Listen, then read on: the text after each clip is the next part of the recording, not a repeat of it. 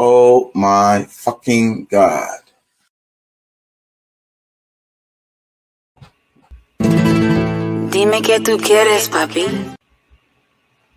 Because I'm gonna slide up in the algorithm and I'm gonna fuck it.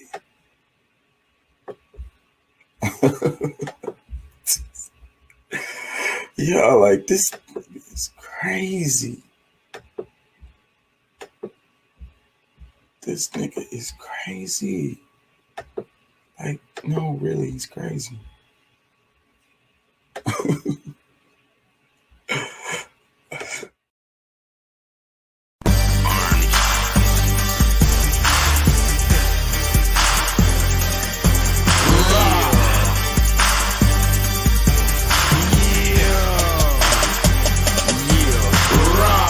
Strap your boots on, we finna march, we finna march, it's time to march.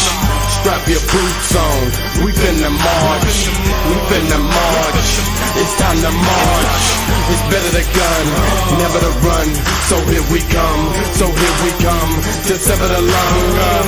Meticulous to the letter, ridiculous think you ever get with this lyricist. I really think I'll be feeling this shit forever. Gotta get my shit together, regardless of the weather. And if I think my mental's clever, smoking a swisher sweet on leather, them niggas can't keep me tethered. I'll fuck around, pull the levers, hot while you niggas wearing sweaters, and they got people in place wherever. I really wanna shake the ladder, or maybe it makes me smarter, really it makes me harder, make me better to raise my daughter. You people gon' check the order. How many wanna be a martyr? How many is getting larger? Any respect the father. Strap your boots on, we finna march, we finna march, it's time to march. Strap your boots on, we finna march, we finna march, it's time to march.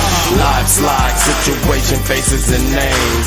Live slide, catching cases, chasing them games. Why you gotta kill for 15 seconds of fame? And why I keep it real but still expecting to change? Why do I feel like redirecting my pain? Smiling while I'm saying to myself I'm insane. Hating for your health, you can't help but be lame. Obsessed with the wealth and it's melting your brain. I done heard them discussions about cases and planes, and I done seen repercussions, I ain't touching the game. Choose the pictures you like, we just making the frame. You can have a light, but we taking the flame. Strap your boots on, we finna march, we finna march, it's time to march. Strap your boots on, we finna march, we finna march, it's time to march. It's better than gun, never to run, either way ball to the righteous ones. I'm a soldier, dressed up fatigue, until up my boots, ain't scared of no one. Ready for war even if I'm asleep, waking up busting these niggas on sight. I'm shining like a motherfucker, even the blind can see the light. Y'all think I'm ready, but we come with the heat that make y'all do it again. Remain the same as we keep it real, the format bitch niggas could never win. And I'm always ready to attack, making sure that you ain't coming back. Even these bitches don't get no slag when these boots are fucking black. Nickel.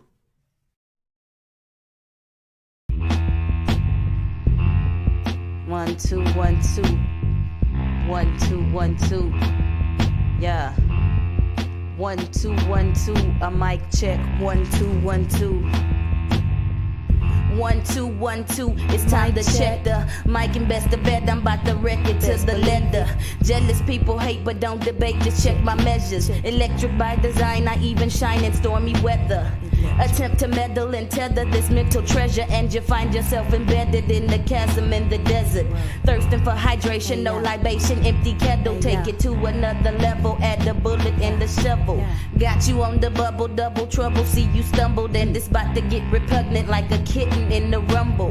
Quick to fluff and tumble, best be humble when we come through, cause I have you stiffing under. Mama wonder where you went to. 1, 2, 1, 2. Mic check. 1, 2, 1, 2. Yeah. 1, 2, 1, 2. Mic check. 1, 2, 1, 2. Yeah. What you gon' do? It's the KCE crew. We making you look like Fu Manchu. Proper grasshopper who with the kung fu. Cut and slice nice like Benny Hanna do. Take quick bites like the tip of a piranha tooth. Go ahead and steal my mic, watch it blow up right in front of you. We coming to give you something good like some Beetlejuice. Give you something good like some Beetlejuice. Who do you think you are? You ain't gonna get real far. Driving your shifty car, following Diddy farts. I'ma be a Twitter star. I'ma be a Twitter star. Keep dreaming about how big you are, cause we about to pick apart everything that's in your heart. Control and leave you torn to shards. Napoleon Bonaparte. Napoleon Bonaparte. Selling junk like San Francisco. Wax on, wax off Daniel, son. Selling junk like San Francisco. 1 2 1 2. Mic check. 1 2 1 2. Yeah. 1 2 1 2. Mic check. 1 2 1 2. I'm tripping cause my mind's gone from always seeing tragedies. Can't close my eyes cause it's around me, I just call it reality. Can't paint no perfect picture like an artist they can't sell. It's what they try to instill in me, but my pockets seem to swell. Doing it like them ghetto boys did it back in those days. And we been jamming Pippin Bun, long live UGK. And before Eminem, we had Bill and Gangsta Nip. But we don't trip unless we on the plane taking a trip. And these suckers trying to contest us, but they find out we ain't no busters. We much more than screw, we keep it gutter. Mic check 1 2, y'all cannot touch us. We don't be causing no problem, son. Coming at me like Daniel, son. You would get defeated, wax on, wax off, out to the righteous one. 1 2 1 2. That's mic check. 1 2 1 2. You already know. Yeah. 1 2 1 2. Mic check. 1 2 1 2. Dude, I could blink my eyes and provide an entire fountain of sound effects pounding directly on your neck, having flashbacks of the tragic act back when the boom bap was replaced with pop rap or hip hop or whatever you call that. We need a lockbox or something to keep this weak pox from spreading. I'm heading outside of the outsiders, opening your mind wider. Silly rabbits are at it again, but they can't hide us. Sit tight, Mr. Hip Hop. We'll find your daughter. Ought to be easy. She emits a homing frequency. We picked it up back in '98, and we're actually surprised that it took us so long to triangulate her exact location. But congratulations, check it out. We about to get her right now.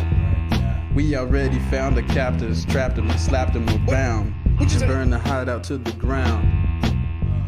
Yeah, a 1 2 1 2. Mic check. 1 2 1 2. Let's make it hot. A 1 2 1 2. Mic check. 1 2 1 2. 1 2 1 2.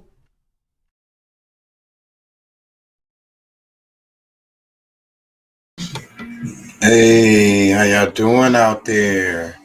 How y'all feel? Remember, we want you to be an activist. And don't take my word for it. Look that shit up, please. Anyways, we're here again. Another installment, King Chuck NT. The name of the show today is No Global Without Local. I think people need to try to understand the way the global markets work and how it relates to the local peoples. Because it seems like the local peoples are being forgotten in the global structure of things. And I think that's a problem. There's a disconnect there. And those people become objects and whatnot. What did I see? I saw something interesting on Instagram. It had to do with, what was it? I do not remember, y'all. I'm sorry. Let's do some scrolling together while I wait for my people to come in. And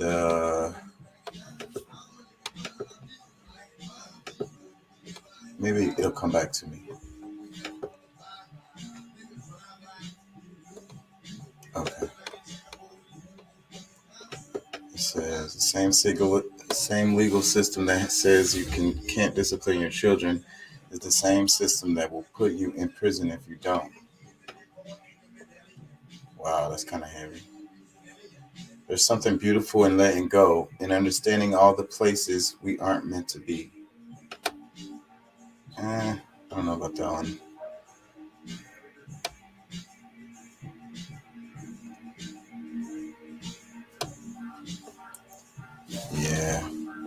don't remember what it was at all. At all. I don't remember what it was at all. It was something really interesting though. The tornadoes. Y'all heard about the tornadoes that got hit? A bunch of tornadoes hit yesterday, like through the central United States. Hit quite a few states. It says as long as you keep making excuses, you prevent yourself from getting out of the situation you're in. I think that's pretty good. I like that. I don't know, natural hair. It's all right to be a little sweet, but be a... See, I can't play those songs on my stuff. 911, what's your emergency? Who knows what that's going to be? Stop telling black children with great intellect that they act white. It's damaging and toxic. I agree with that.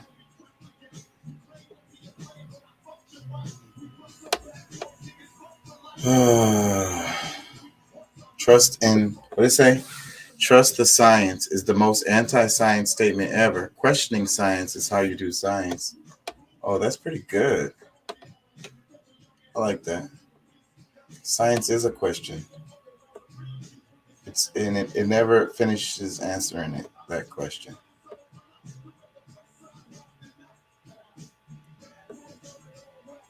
It says, I don't think we speak enough about the toll that this chasing your dream thing takes on mental health. I mean, it looks nice from the content aspect of things, but the actual sacrifices and situations you experience, even with the so-called wins, it's not always as perfect as. I know exactly what he means. Joe Human, Twitter for iPhone. Yeah, I know what he means. Are you fighting for someone who loves you, or are you fighting for someone to love you? Dun, dun, dun. Those who are distracted usually end up working for those who are focused.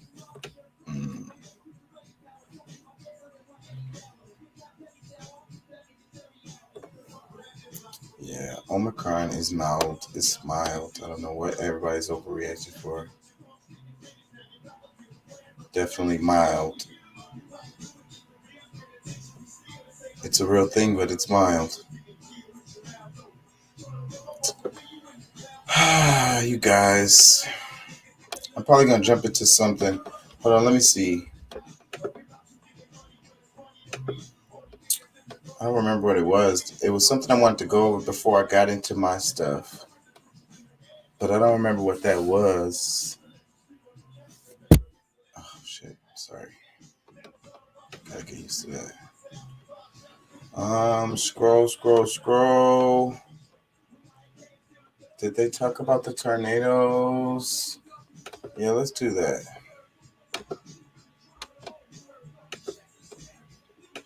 Let's do that. Give me 1 second.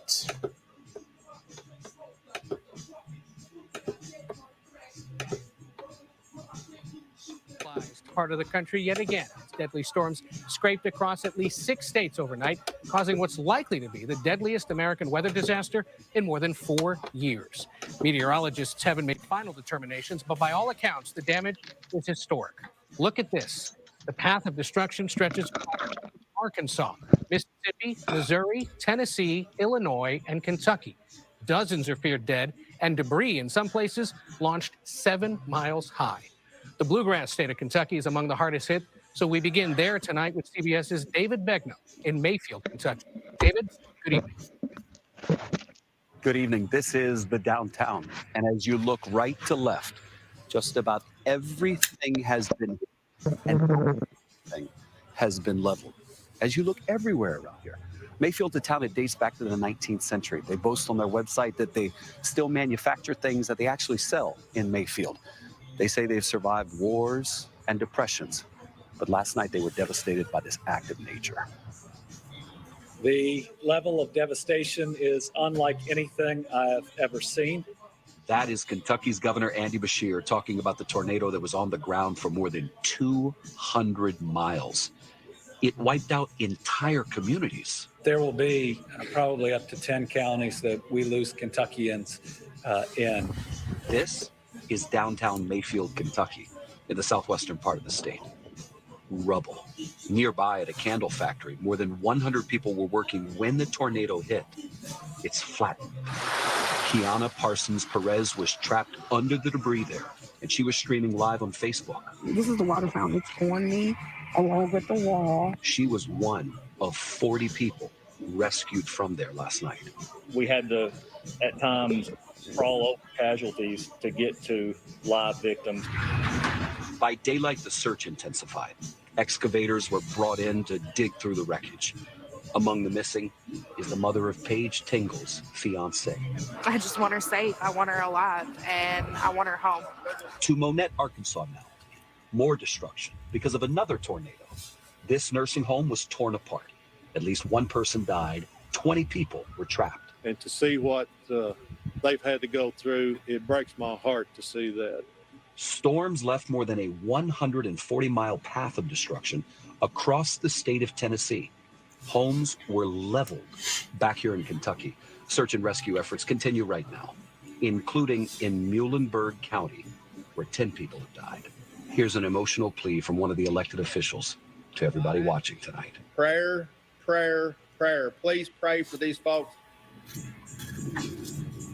Right before we came on the air, a woman came up to us and was telling us she was inside the candle factory working, got the alarm, was told to go take cover, and it was too late. She describes using her iPhone with the light on to crawl out, climbing over the bodies of her coworkers to get to safety. Ed. David Begno leading us off tonight from Mayfield, Kentucky. David, thank you.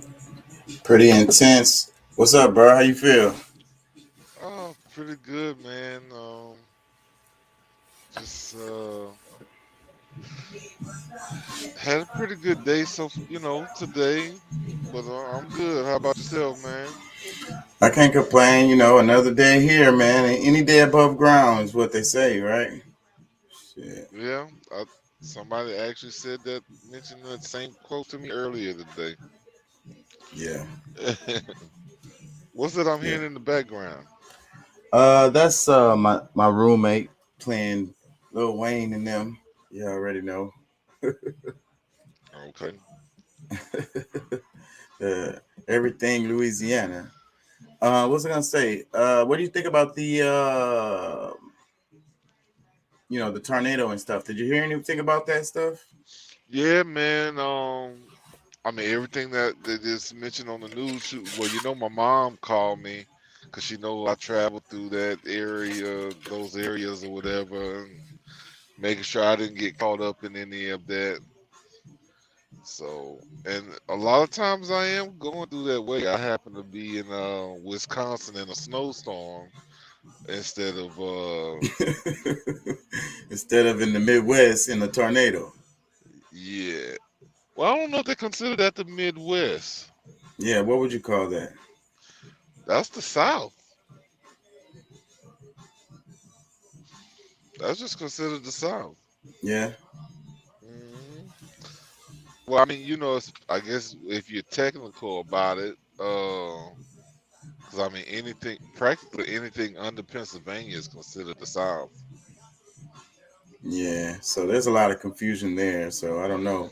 It's definitely in the central United States, right? Yeah, kind of. Yeah, central U.S. I guess you could say. Well, no. Well, I guess some of it because I guess the West, because like Kentucky, all right, Tennessee. Now there's a funny little part because with Missouri, Illinois, Kentucky, Tennessee, and Arkansas, all of them are right by themselves. So Arkansas would definitely still be considered the South. Because I mean, really, yeah. I think Tennessee too, kind of. Oh yeah, it's definitely South. Kentucky, I mean, it's all the South. Because I mean, pretty much, they run it by the Mason-Dixon line. Yeah. So those states are all below the Mason-Dixon line. Yeah. Yeah. Yeah, man. So, anyways, they got hit pretty hard, man. It's like, the climate change thing is a real thing as far as like more intense storms. We can expect more intense storms every season. And like it's warm now. Well, we got cool today here in Houston, but it's been warm. It's been very warm for winter.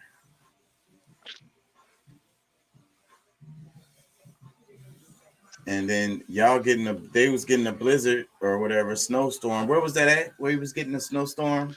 Now that's like the Midwest where I was, Wisconsin. Yeah. Well, actually, it started from Minnesota, Wisconsin. Yeah, but it got hit real because I think it was supposed to hit real hard in Minnesota. I got out of Minnesota, but it still came down pretty hard in Wisconsin. But man, because like right after Wisconsin, I'm going into the northern part of Illinois, like Chicago part. Yeah. Yeah. But I mean, it wasn't bad yesterday. I mean, it started from noon till it was supposed to be from noon to noon yesterday till today at noon, but ended up being stopping. I think the time changed to where it was going to end at 6 a.m. So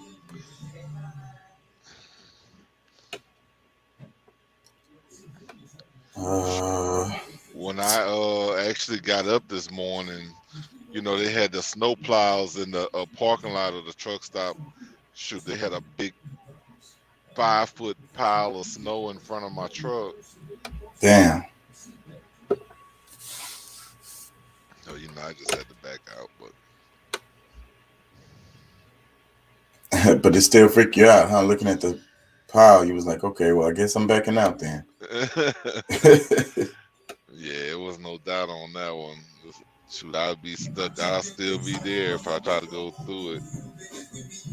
Yeah. Yeah. Well, that's where experience comes in. That they can't teach the young cats.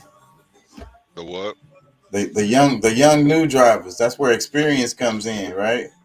I don't think. I mean, nah, it's just common sense kicks in. Yeah. Yeah. Fuck. So I wanted to. I didn't get to finish up. It was a little more of the paper. Like I didn't get to finish that up. I wanted to do a little bit more on that. Okay. And other than that, that's all I really had for today. So like, oh yeah, the longest war. They keep saying that. That particular quote, somebody must have wrote that. Here, let me share what I'm talking about. Somebody must have wrote this because I keep hearing it, but I agree with it. But at the same time, it's like the same wording. It says the longest war in U.S. history ended this year, and still the defense budget grew. But somehow child care, prescription drugs, family leave, and home care are too expensive. So are they talking about Afghanistan? Yeah.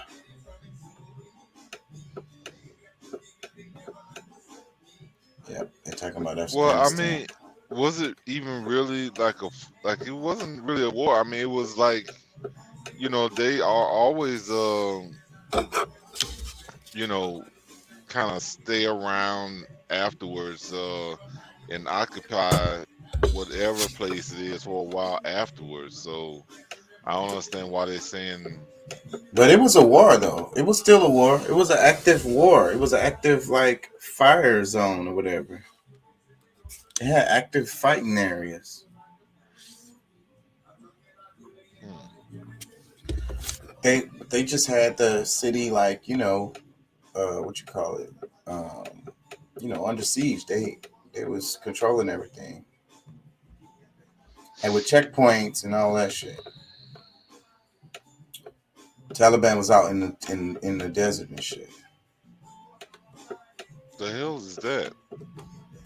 Let me go back. Lord, if he's not for me, give me a sign. Yeah, you got a sign line. Yeah, I think you got your sign. I don't want to get in trouble for this. Let me see. Look at that head on Tommy. Looking like a big old milk dud. You better not go to sleep or I'm gonna get my grub on. These clowns thought they had me. I got 3 Tic Tacs and a packet of soy sauce stashed in the bottom of my purse. That'll teach them to make fun of my head. Truth be told, I don't have a big head.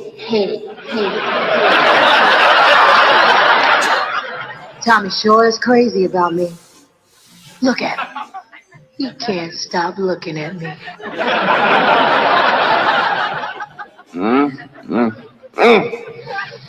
Lord, Pam sure got a big rump roast on her. It's big-eyed, but I don't eat no damn swine.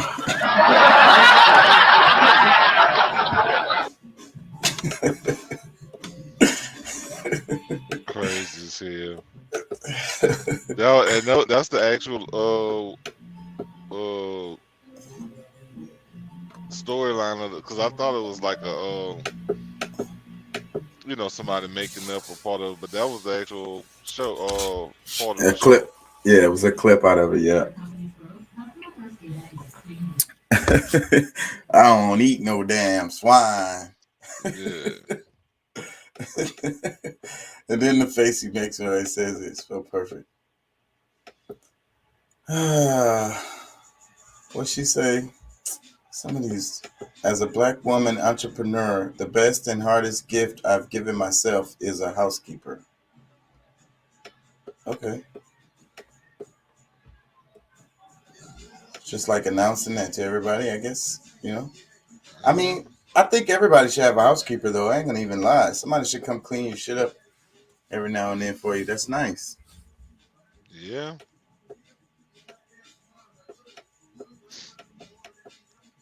It says, this post is directed to the sisters. Buy you a weapon and learn how to use it. This is kind of like a trend right now. She had a bunch of clips. Man, do you remember that? Joe Exotic. It says, Joe Exotic doesn't sing Christmas songs because he fucking hates carols. Carol, what is her name? Carol Baskin. What was her name? Did you watch The Tiger King? No. I may have Man. seen like one of the first episodes, like the first season, and I couldn't see myself. The debauchery, the total ridiculous retardedness of it. I ain't gonna lie, it had me. Yeah, I think I watched the whole thing. It wasn't that much. I think it was 2 seasons. It wasn't that much. So. But the dude isn't. I don't know. I didn't get it. What that's the reason why I had my attention, because it wasn't like, how like reality TV be like staged and all that shit. Like, this was not that. This was not that. Like, this retarded shit that was happening was actual retarded shit that was happening. You know what I mean? Yeah, that show. That show was all the way retarded, man. I gotta refuel my vape. All right. So forgive me. That show was so dumb, man. It was so stupid. The people was working for like no money for this guy. They just like kind of worshipped him. He barely paid them. He was a crook like a motherfucker. Well, isn't he like in jail? Yeah, he got locked up. Was this since the show, or was this like? It happened, like after they were investigating him during the show. That's part of the show. This nigga trying to dodge cases in suits and shit. They ended up getting him. I think the show kind of led up to around the time when he got arrested. That shit was crazy. Oof. Oof. Lord. What was that? I don't want to go back. I don't want to get in trouble. Yeah. It says, my problems is I always think I can get ready in 15 minutes when I have repeatedly proven that I can't. Anyways, I'm going to go into this stuff. I ain't ready for that yet. I know people like that. Yeah. The ones that, always give themselves just enough time to be late. Just enough time to be late. That's kind of like me. I ain't gonna lie. I'm kind of that guy. It depends. If it's. I think it's about how much you respect where you're going. Because I don't be late to places that I care to be on time. I really do. But sometimes it's like I don't know. Like it's like dragging myself to that place. रहेगी नहीं आज या कल कभी ना कभी तो टूटेगी ये पक्का है आज रोक रहे हैं और रोक लो लेकिन अगर हम सत्ता में ढंग से आते हैं तो फिर तुम ही लोग सहायता करोगे और टूटेगी भी जय Shri Ram I don't know what that was. It says something about a historic mosque.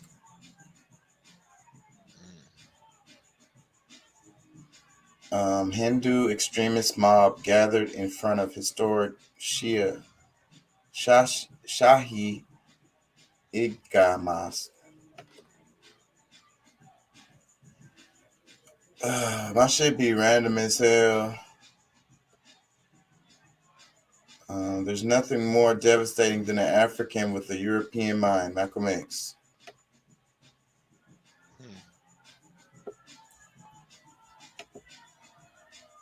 Who taught you to hate being what God made you? Malcolm X. They selling merchandise. That's what it's all about nowadays. That's what the intellectual community, you know what I mean? The hoteps and all of them, they just freaking making money. A lot of them. It says, we can't guarantee your safety. Head of LAPD's police officers union warns tourists away. I saw something about that. That's interesting. They talking about stay out of LA. Like, we don't want tourists. Y'all gonna get hurt. But Philly, we should look up Philly, bro. I didn't know Philly was. I saw a graphic that showed the number of murders in Philly. Dude, Philly ain't no joke. They're the murder capital right now.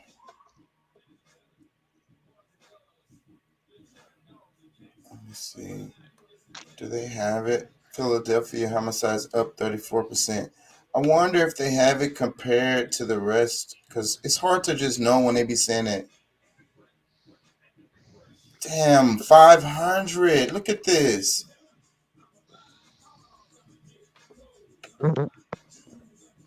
Compared to. Wait, hold on, my bad. That's why I say, that's what I hate, because they give you information in a way that you can't really, the numbers don't mean nothing. So yeah, like compared to what? But here, let me see. That's why I like the maps and shit. I saw a map that showed the number of homicides across the nation, and that's the one that got me. And I saw it, and I was like, damn, Philly is out of control. Murder of a pregnant woman. Yet another devastating homicide, one of now nearly 500 in the city this year. I heard like 9 shots. Boom, boom, boom, boom, boom, boom, boom. On Saturday night, a 32-year-old woman, Jessica Covington, murdered just after her baby shower. Covington, 7 months pregnant. It's just horrific what happened. This is a horrific murder, and I hope, someone finds whoever did this. Covington, police say, had returned home and was taking gifts out of the back of her car just steps from her front door when shots rang out at about 8:30 p.m. Police have yet to identify a suspect, but the mayor tweeting they are offering $50,000 for information leading to an arrest. This just one day after authorities say a gunman killed a 24-year-old mother as she walked her twin boys home from school in the city. Saikia Patton murdered in the streets. Yeah, I'm suffering today. I lost my daughter because of senseless gun violence. A vigil held in her honor, but no arrests made yet. While the U.S. has endured a moderate increase in homicides over the last decade, especially during the pandemic, Philly's increase in killings is staggering. In 2021, the number more than doubled the city's total in 2013. Is this more so a policy issue or a societal issue? I think what the pandemic did in certain communities is that it exacerbated issues that were already there. Poverty, lack of jobs, and lack of social support. This year's list of killings is now long. 2 weeks ago, an alleged I don't like that they keep blaming the pandemic. Park. A 29-year-old man shot multiple times, and 2 months ago, a man beaten to death outside of the famous longtime Philly cheesesteak establishment, Pat's. Philadelphia District Attorney Larry Krasner, a focus in the city, implementing more progressive, less harsh policies. We talk about the violence in the city, is that the DA's office has dropped the ball. But he still won a second term handily earlier this month. The city's prison population down by 40% since the summer of 2015. Today at a press conference. We believe reform and safety go together. Then you are able to use those resources in ways that are protective for treatment, for prevention, for things that really, truly make a difference. Gun violence in the city, this has to stop. They're killing women and children every day here in the city. There's no respect and there's no love for nobody no more. We can't live like this. As a people, we have to do better. When you're looking at the history of Philadelphia, the most recorded homicides ever, 500 in the year 1990. At this unfortunate rate, by year's end, that number will be well surpassed here in the year of 2021. Tonight in Philadelphia, the vigil for Jessica Covington and her unborn child. Tom? All right, Vaughn Hilliard for us tonight. Vaughn, thank you. Yeah, so what you think about that? Yeah, she must have been a danger to the neighborhood.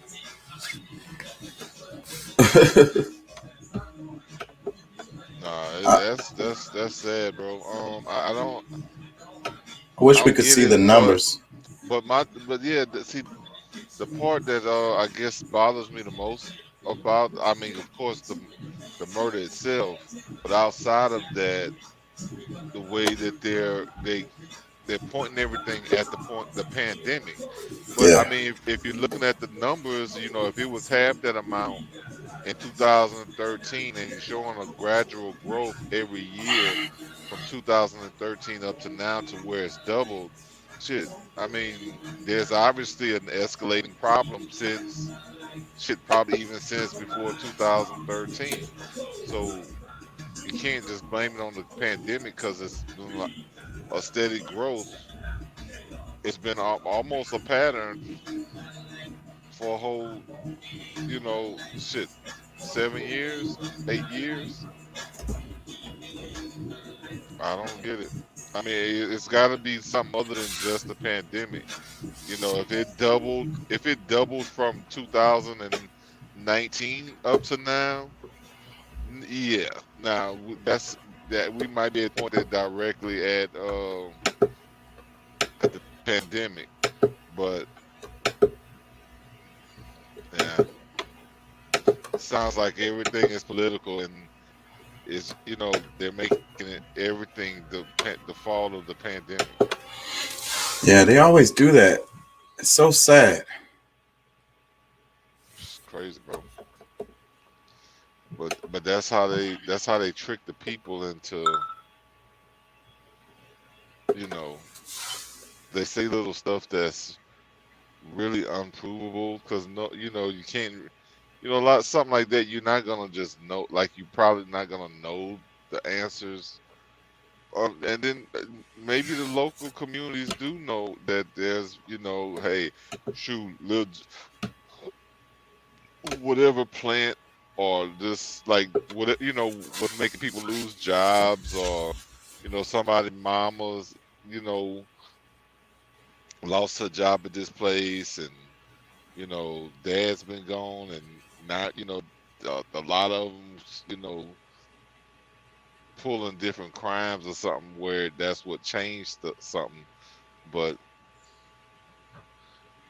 Well, it looks like New Orleans, Cincinnati, and Baltimore are all ahead of Philadelphia still. So what? that also makes you wonder about how they make it to a story with Philadelphia. So, but they are number 4, so that's pretty high on the damn list. But they just said it was. Didn't they say it was the murder capital? So that's what I'm saying. That's what I'm saying. We're looking at this right here. It says these numbers. It's hard to read this shit because they always fucking Q2 versus Q2 21 versus 2020 per capita cases per capita for 2021 Q2, I guess. Anyways, but just looking at it the way that the list is, you can see that it's New Orleans, Cincinnati, Baltimore, then Philly. I don't know. It's the total score 95.17. I don't know what the hell that is. If that's what New Orleans score is, Cincinnati goes to 91.22, and then Baltimore drops to 7263, and Philly is right behind them at 68.20. So that tells me also that there's a pretty good jump from Philly to New Orleans as far as this list is. Whatever that number is, the 68.20 is where Philly is at. New Orleans at 95.17, whatever the hell that number means. But that's a pretty good jump.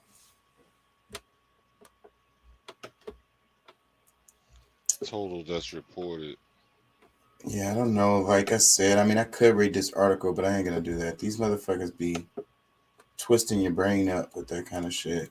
I wonder if I can get something better. A map of that shit is what I really want. Let's see. Give me a second, y'all. Homicides by city. 2021. Say map. Maybe they'll have a visual for us. Shitty ass fucking maps. They always do that shit. Hold on, let me see. They don't like to show good maps. Chicago, United States. This is a bunch of trash. Chicago, they like to focus on certain areas, and then like it still doesn't help let you see what the fuck. They love to do that shit because you can simply put this shit on the map and it'll be easy to understand for everybody to take in the information. But they don't like to do that. They do not like to do that. No, it's got to be a little bit confusing. You can't make it seem so simple, because I mean, other people are gonna be like, man, I could do that shit, and now these people here gonna be out of a job.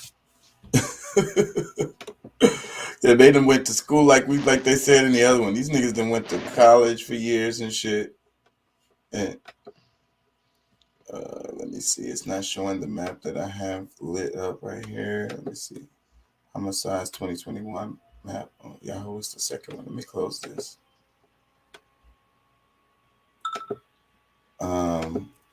Yeah, man, I really do believe that, bro. Like, it's a lot going on that's so stupid because it's these people just trying to make it seem like their job is important, like they're doing some old complicated shit.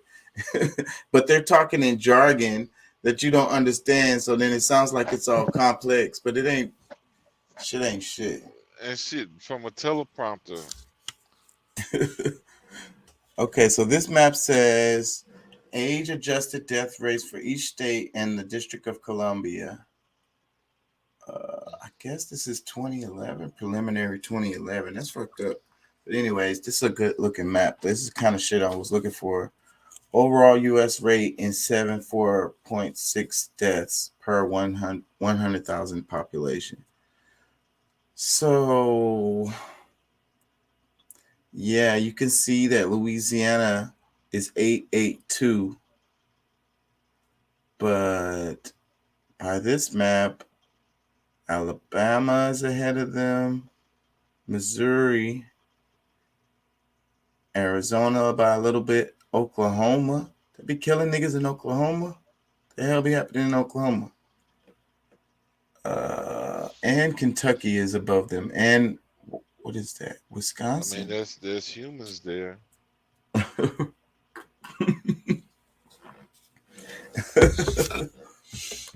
Anyways, I can't find nothing good for that. Man. So where you was driving for? Where you at now? I'm in Indiana. What part? I'm not really sure. I'm pulled over and I gotta, cause I deliver in what is it, New Hollands, Pennsylvania, on Monday morning. So got another day of driving, but which is cool. Once I'm done with this load, I'm gonna find something here and bringing me to Texas. Yep. It's time to take a Christmas break, huh? Yes, sir. I'm so ready. I've been out here for a couple of months. Oh yeah. Yeah, it's hard for me to like feel that from over here because even though I'm talking to you like all the time. So yeah. So, but you been away from home this whole time. Yep. Yeah, man. I'm gonna play a little bit of this. Of a truly terrifying villain, you need look no further than Hannibal Lecter in The Silence of the Lambs. The director does a wonderful job of making this character terrifying, and he does it in a very interesting way. He introduces the character You remember before this he first movie? appears on the screen. Now, this might sound counterintuitive, but he achieves this in two ways. One of which is in dialogue before we first meet, Fucking such Silence as of the this line Lambs, when the man. asylum warden is talking about the kind of man he is. Oh, he's a monster. Pure psychopath. So rare to capture one alive. From a research point of view, Lecter is our most prized asset. Now, despite this line's bluntness in its purpose, it does a wonderful job at building the viewer's expectations. It tells us straight up that Hannibal is... Yeah, that movie had me totally like, engulfed into it when I saw that. Like, and to this day I can watch that movie again and like really enjoy it still. I think it was really well made. What did you think of that movie? It was I guess you could say it was very intriguing.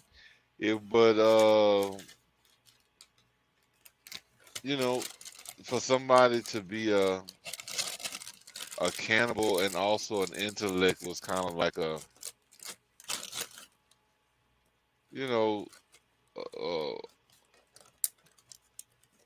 I don't know. I mean, it was crazy. I mean, if the only person that he truly respected or was off limits was his female, so I mean, but no, it was definitely a great movie, and it's been a while. Probably something I should look at again with my new eyes to kind of get try to pick up some. Because I think when this movie came out, I wasn't woke. I wasn't like at the awareness. So I mean, I probably missed some good jewels that was in it. Yeah, I think it was some jewels in there. I really do. And it was the better of the movies because they made the sequels later, but it wasn't like this one. This one was the one. Clarice, Silence of the Lambs. Like, she just wanted to save the lamb. Her family was on it wasn't even her family. Was it her family? She was adopted by these people, I think, and they had lambs and sheep. They had sheep, and they slaughtered them, and she tried to save one of them and ran away from home and shit. And that's kind of like the title. That's where the title comes from, The Silence of the Lambs, because she could hear the lambs screaming, as they're being slaughtered, even afterwards, like in her mind later on, like throughout the rest of her life, she still hears that sound of the lambs screaming as they're getting slaughtered.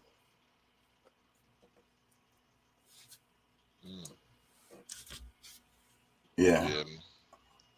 That's yeah, I'm gonna have to go back and watch it again because like I said, I mean it's not that fresh in my head to really speak on the whole movie, but You had the scene with the guy with the dog, and he was like, you put it puts the lotion on its skin, or else it gets the hose again. Huh? It's an iconic ass line, man.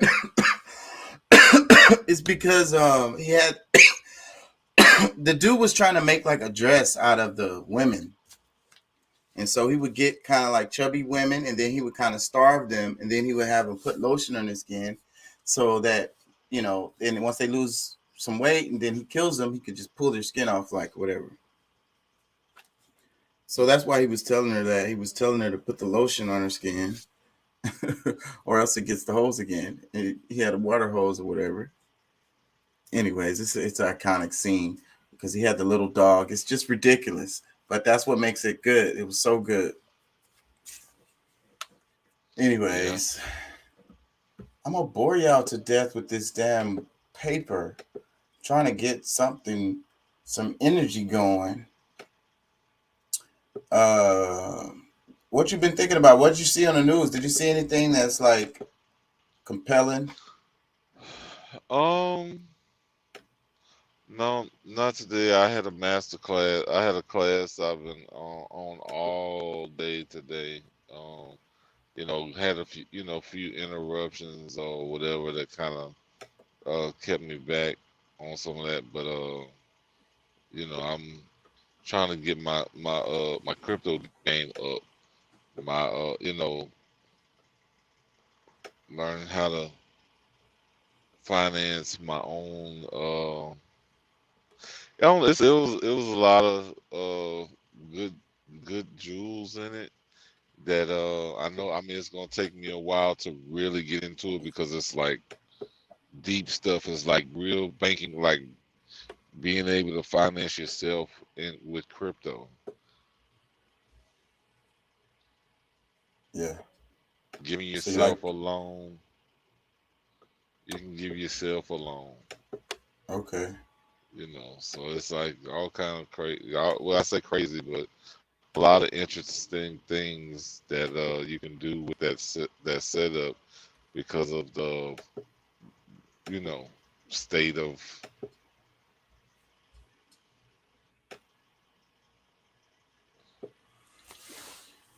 Yeah.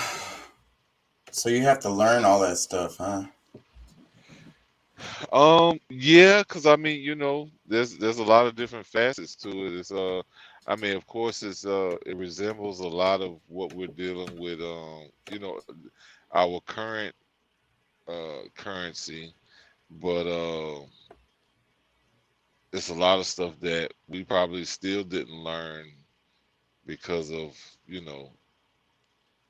it just didn't apply to us. I mean, if you don't have no money, you ain't, you just certain things about it you just don't learn. You got to have a certain amount of money to be able to, like play with it. Yeah, to play with or for it to really even exist in your world. Yeah. Yeah. But but it's wide open. A lot of it is really wide open in the crypto field because it's so new and there's no regulations on what you can do with it.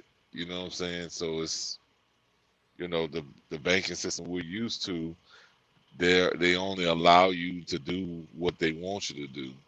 When you're dealing with decentralized, it's like, okay, you can almost create your own money. Like it could happen. Like I don't want to really go too much into it because some of it, like you can almost create your own government and your own money, all this kind of different things. But I wouldn't get that deep into it. Yeah, that's a lot going on. Yeah, but some people are doing it. Says an Amazon warehouse collapsed in Kentucky. My At cousin least was telling me about that. it says at least 50 dead. Yeah, it tripped me out. I was like, Amazon? Like, what kind of, I mean, because, Amazon, I mean, usually some pretty big facilities and, It and was a big warehouse. It had to be. They don't do small warehouses. that's what I'm saying. So I'm like, and, a lot of them, I mean, they're not like rinky-dink places usually. So this must have been a hell of a storm. Yeah, they said that tornado was down for a long time. Like it might have broke a record for how long it was, down. Like, I wonder how long did the storm, like, because, it may not last a long time, but it come in and do a lot of damage and then it's over. That's how tornadoes generally do, because they'll and they pop down and they pop up. So that's what they do. They do a little bit of damage. Well, not a little bit of damage, but they do their damage quickly and it's over. And they might jump and come back down, but they said this one stayed down for a long time. And it was more than one tornado. It was multiple tornadoes. I heard it was almost 20 of them. I think yeah, like 19. Yeah, that's crazy. Georgia, what? Georgia launching guaranteed income program in 2022 where Black women will receive $850 per month. Ooh. That's interesting. I haven't heard that. It's a lot of money.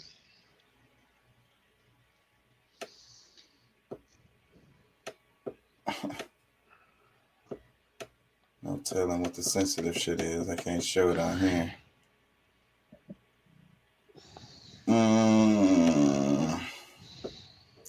Man, I don't know how much longer I'm gonna stay on. Feeling kind of weird. I gotta work all day tomorrow. I mean, I feel good. I'm just saying, like, some roads you need to take alone. No friends, no family, no partner. Just you and the universe. All right, I'm gonna go ahead and read this at risk to putting y'all to sleep. I'm gonna read this. I'm gonna read this little stuff right quick, y'all. Shoot, it was going pretty. I was pretty interested, So I don't. Yeah. Well, I wanted to finish up the. Did I freaking move it? What the hell did I do? I wanted to. It's at least the part where I was talking about the global local shit. Here it is. Okay, rethinking global and area studies, insights from Caribbeanist anthropology, Slocum and Thomas wrote. We argue that an analyst of the Caribbean and Caribbeanist anthropology allows us to trace the global in the local, thus illustrating the benefits of local area analysis of understanding global dynamics. Arguably, the Caribbean has always been globally oriented. The Caribbean was global from its inception, and the prosperity of the West is intricately connected. The first place that this modern system was implemented was in Haiti. Haiti was where the West landed when it was lost at sea. They found a land rich in resource ripe for exploitation. They set systems to determine who could be exploited and who could not. They decided who should benefit and who should not. They created a completely new society that comprised of people from all over the world. The original population was eradicated. The Caribbean people and their descendants will be the workers, and the West will be the beneficiaries. This is the present day situation of global capitalism. This system has been expanded and it dominates the way the global market operates. The market has a racial component and a national one, where the foreigner has the capital and the power, and the local is subject to that capital and power. That's not it. The part where I was talking about, hold on, let me see. Neoliberal. Okay, here it is. Global and Local by Rob Wilson. Connect the global economies with local exploitation, explaining that the local does not disappear in global economies. The local is dismissed as not important.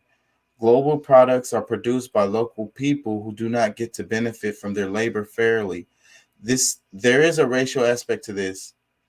They wrote, the apparent end of Eurocentrism is an illusion, because capitalist culture as it has taken shape has Eurocentrism built in its very structure of its narrative, which may explain why even as Europe and the US lose their domination of the capitalist world economy, cultural European and American values retain their domination. They go on to write, parts of the earlier Third World are today on the pathways of transnational capital and belong in the developed sector of the world economy. Likewise, parts of the First World, marginalized in the new global economy, are hardly distinguishable in ways of life from what used to be viewed as the Third World. It may not be fortuitous that the North-South distinction has gradually taken over from the earlier divisions of the globe into three worlds, so long as we remember that the reference of North and South are not merely to concrete geographical locations. Hold on.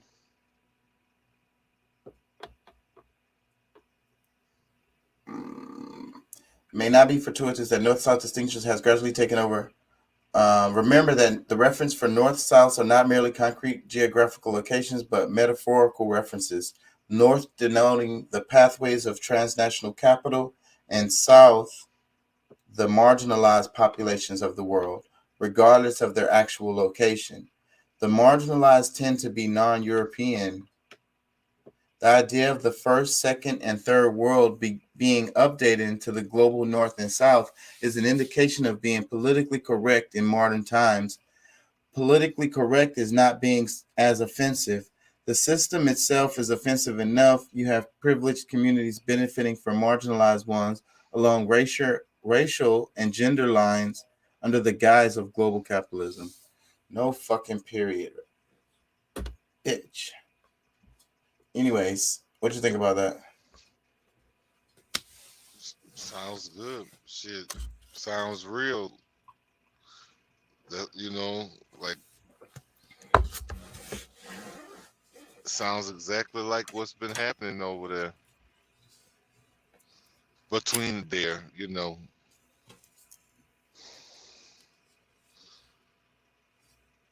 Yeah. I think we kind of hit on that yesterday. Like, I think it kind of bothers me that they even call Europe the West. Yeah. Yeah, but I mean, I guess they would consider. I mean, the whole Middle East thing gets to me. You know what I'm saying? Yeah, like why the Middle East? That's so confusing and misleading. Very much so, because I mean that's really just Africa. Yeah. It's so much of it to cause confusion, like how the way they do the maps and how big Africa is on the map or small it is related to United States or even Europe.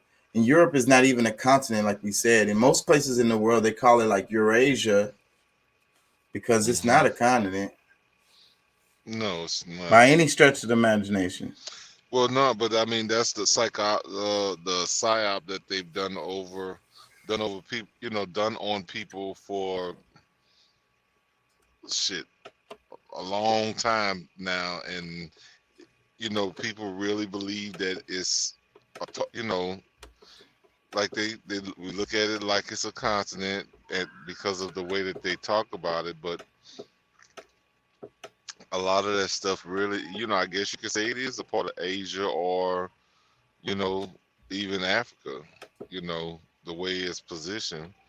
I say it's more Africa than anything, with just a few separations in different places. But just if you want someone's Yeah, if you weren't someone that the church would have killed 600 years ago, are you living? wow. If you aren't someone the church would have killed 600 years ago, are you living? Are you even living? That's pretty funny. I don't know. Let's play some random shit. I don't know, man. I can't do it if it's just too stupid. This is kind of how I scroll for real too, though. I ain't gonna lie.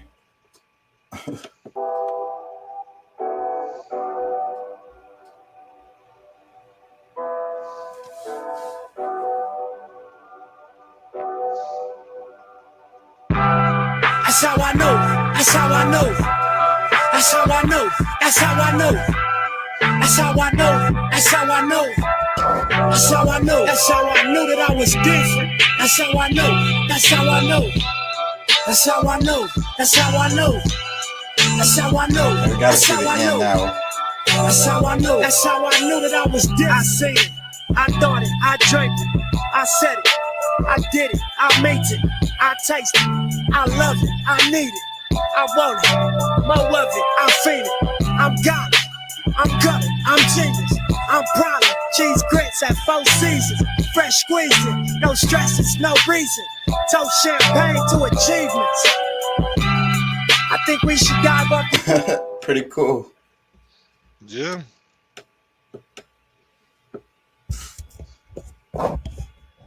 Almost looks like the globe, like.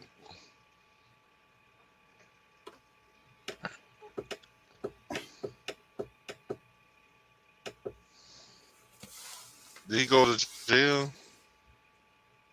Yeah, I think so. I don't remember what he got a soft ass slap on the wrist. And he probably famous as hell in jail. They probably love him. To some.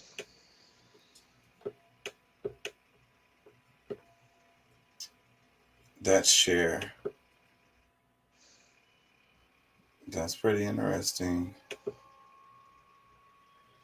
She looks better now than she did when she was young. Bear breaks into the house. Wait, hold on. Let me go back. And just chills on the sofa. Mm-hmm.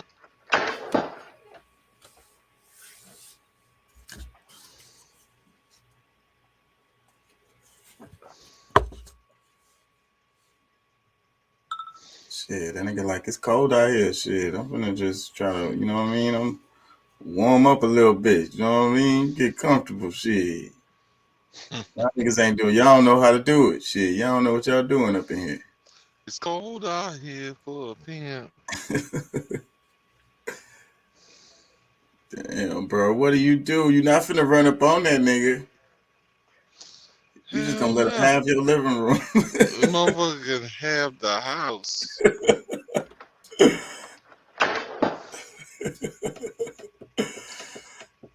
I was talking to somebody recently, and I was like, we're mushy, man.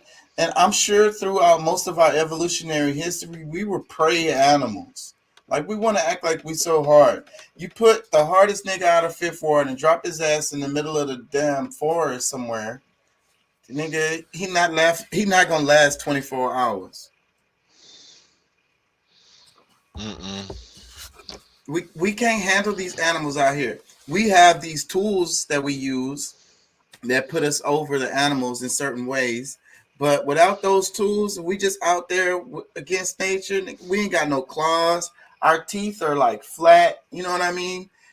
We can bite each other, but our teeth aren't useful for biting like animals or whatever, like as protection and shit.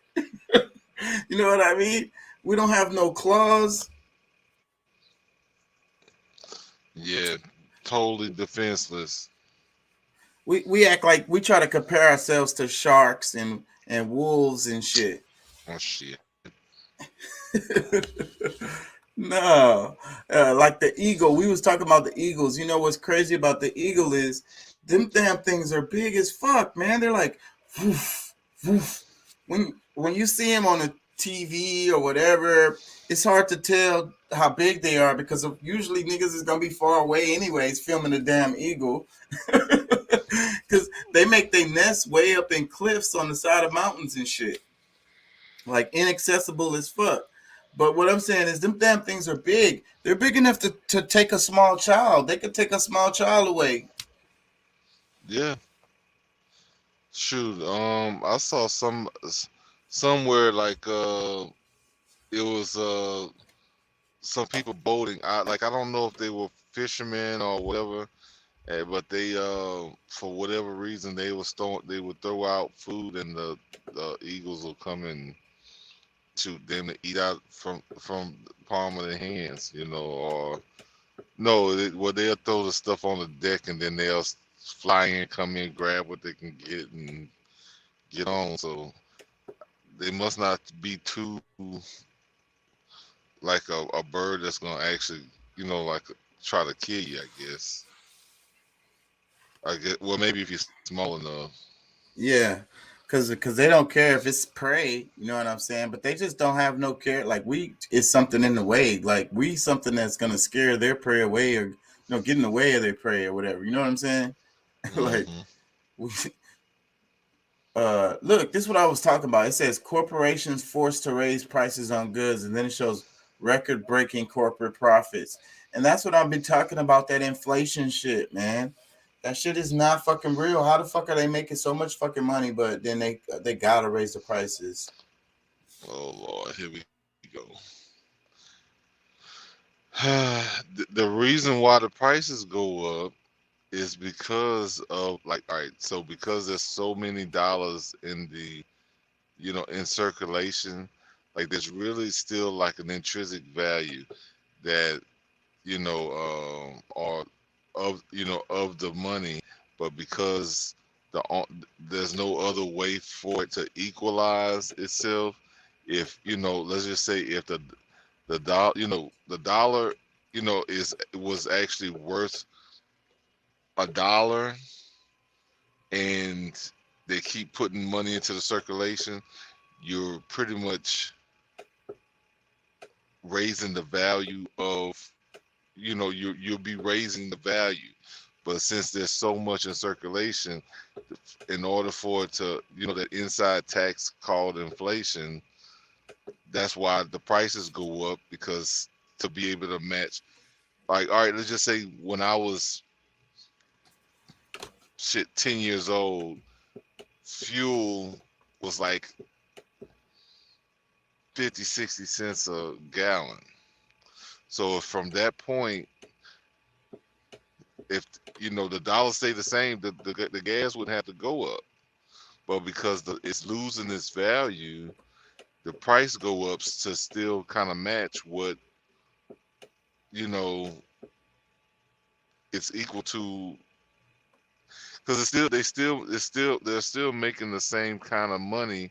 And you say record profits, I think that's somewhat kind of deceiving too, because they're making more money or it seems to be making more money just because they're able to raise, what you call raising the prices. I don't know, man. It's a lot into it. So I mean, we can't just act like nothing is happening. There is definitely something happening, because they can actually calculate that. They know that when the dollar was last valued at a true dollar, and now it being pennies of $1, like 15. Yeah, but I understand all that. But what I'm saying is that they're manipulating all this shit. I mean, like, you could talk about the gold and switching it to the fiat, and we could talk about you know and then we could talk about the value of the dollar. A lot of it is held up on the United States military, anyways, Mm, and also the faith of the people. but the dollar's not being held up; it's losing its value. Yeah, but I'm saying part of what's giving it its value at all is that you get what I'm saying. The military, the The mil- power of the U.S. well, I don't know. Well, actually, it's the energy of the people, the belief in the people is what keeps it still worth something, and probably more so the oil reserve, because it has to have some kind of natural mineral to really hold some kind of value. But so a lot of people think the way that you thinking. Oh, like, hey, no, putting all these extra dollars into the system really is nothing. No, they should do it because that's what. But to a certain extent, they probably shouldn't. Yeah, all I'm saying is they continue to do that shit anyways. It's all like it's a fugazi off the rip. That's what I'm Well, saying. I'm gonna tell you like this here, because I mean, if you really look at it like based on other currencies, if you look at because I mean I'm somewhat familiar with was the Nigerian dollar, the naira. It used to be so valuable at one time, and when you calculate it and you relate it to the things that you can buy with a naira and what you can buy with a dollar, it takes damn near 300 naira in order to equal $1.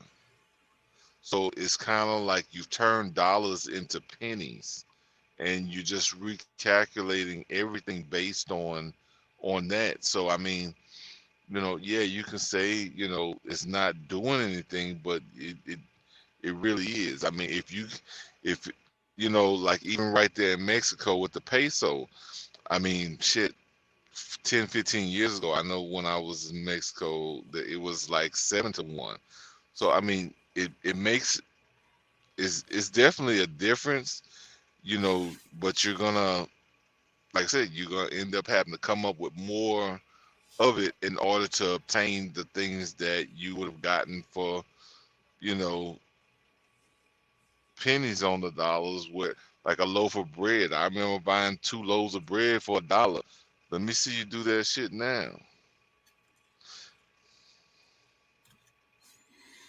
It's sad. All I can say is it's sad, sad, sad. It's a sad state of affairs, and then it's like, what can you do about that anyways? You're just gonna pay the $2 for the loaf of bread. You know what I'm saying? Yeah, I mean, you gotta eat. I mean, that's one thing that's never gonna change. You still need shit, and whatever system that's in place, you're gonna use it. And if you need to come up with more of them to get it, you will, or you'll be robbing, you'll be stealing it.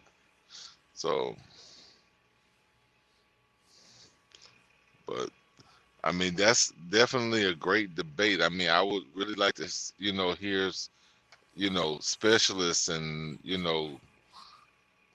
the top economic advisors really speak critically on that situation Well, to we'll do it.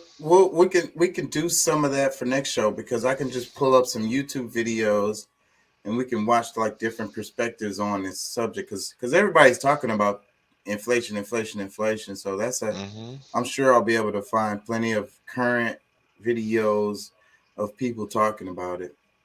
Yeah, because I mean, in most cases, these conversations are usually built around people's perspective. I mean, just the idea in which they understand it. But if we really get a scientific breakdown of it, we could, maybe make really get the be able to see it truly for what it is. Yeah. Ow.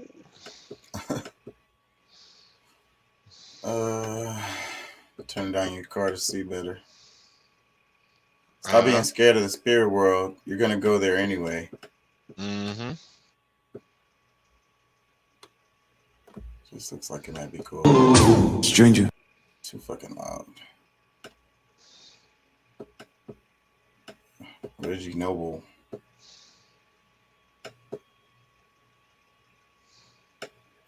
What the hell? E40. E40 be cooking his ass off. Have you seen that shit? I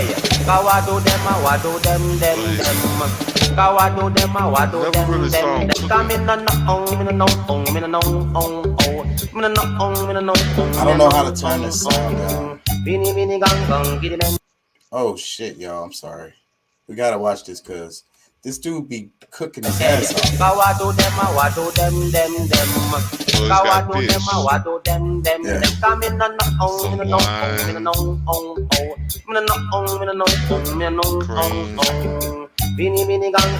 think that was butter. Get him up, going, get him in, then get him on, dun, dun. Get him up, going, get him in, then get him in, then. The two away a walk and the two away a talk. She away roach and a me away back. We talk up and pass in a sunshade land. And little after that we gonna Kingston Park. Only for people just a start to laugh. We say that she too short and a me too fat. Hey, power to them. Pretty simple, but I think it'd be cooking his ass off. Let's see if we can go to it. Let's go to his page. I fuck with this dude's page. Hold on. I see him some more cooking. He be cooking all the time.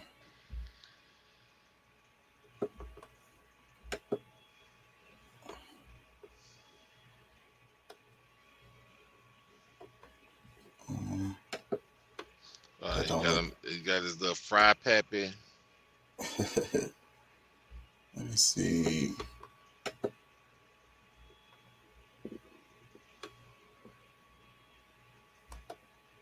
Because look how dirty the grits is, okay? So That's not it. Let's see.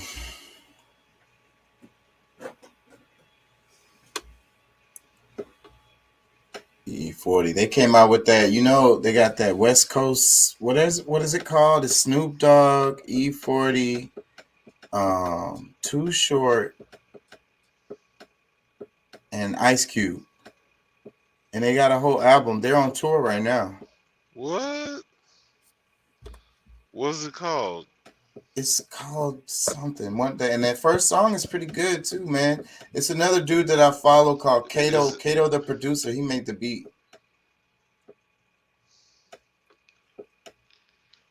So it's just one song, or is it a whole album? No, it's an album. That one song is the one that they dropped. It's playing on the radio. Yeah, I don't listen to the radio. Yeah, me neither. But I know it's playing on the radio. I don't see it anymore. Let's get out of here. Freaking yeah, it's a pretty good song too. It's okay. It just looks so cool to see all of them together though. Kodak Black. That dude is always on the internet.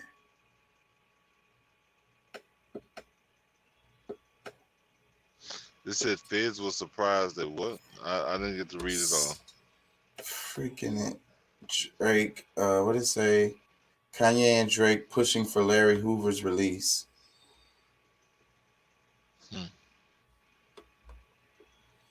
But that's Vlad. Did you see the clip that's been viral about Vlad? Because it's pretty funny. Vlad was like, I never liked Dr. Sebi.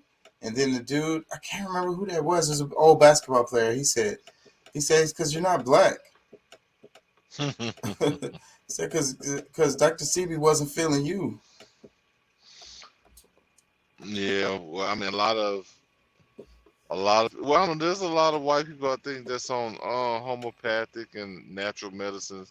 But like for a lot of people who like us, so interested in the quote unquote modern medicine, you know, they don't understand that like the homeopathic stuff that has worked for thousands of years, and there's no cures with modern medicine, and like it's all just band-aids, things that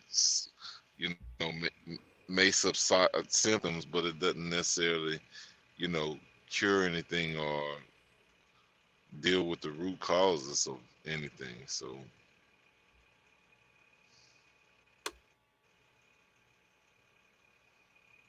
Miley Cyrus. A great man is hard on himself. A small man is hard on others. Confucius says. This shit about the housekeeper. I'm speaking from my personal experience when I say any black man or any black woman that if they gave the brains in their head just half as much attention as they do their hair, they would be 1,000 times better off. Malcolm X.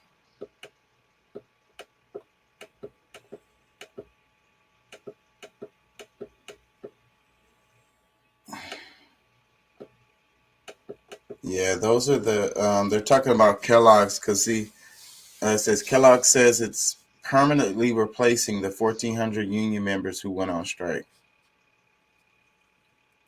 Workers have reported 80-hour work weeks, 16-hour shifts, working 120 days in a row, and forced overtime. It says, meanwhile, Kellogg's CEO made $11.6 million in 2020.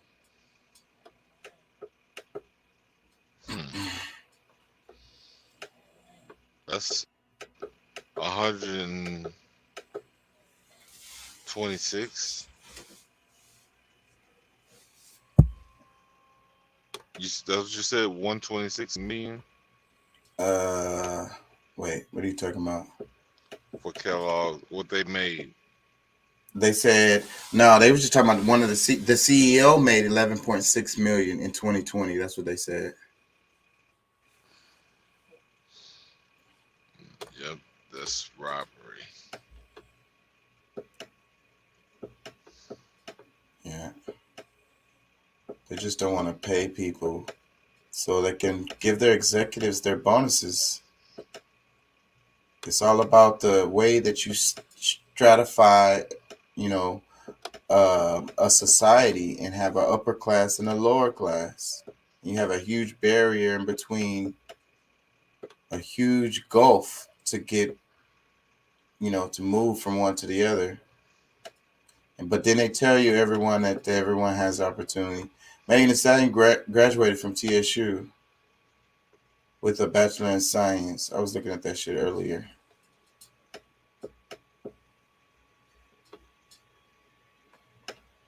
Pretty cool. So even while she was making her thought shit songs, she was going to class. That's why these little chicks gotta understand that all this shit is a show, Yeah. Yeah. Fucking Megan Thee Stallion be talking all that thought shit, but I guarantee you it's not easy to get up in that. Like every nigga on the street would be like, "Oh, I can hit it." Yeah. Go ahead and try. Yeah. Good luck. That's all having at least a certain, there's a minimum that I'm sure a bunch of guys gotta have before she really take you serious. Yeah, but even before that, even before she blowed up, like, you know what I'm saying? I've been following her. She's not who she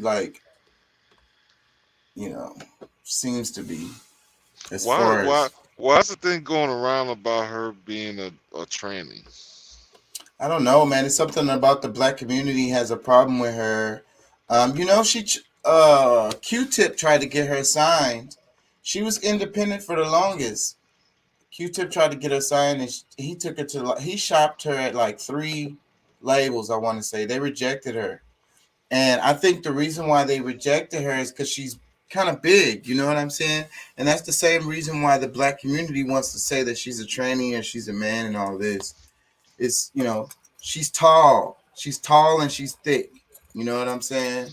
Yeah, And but even her name, a stallion is a male.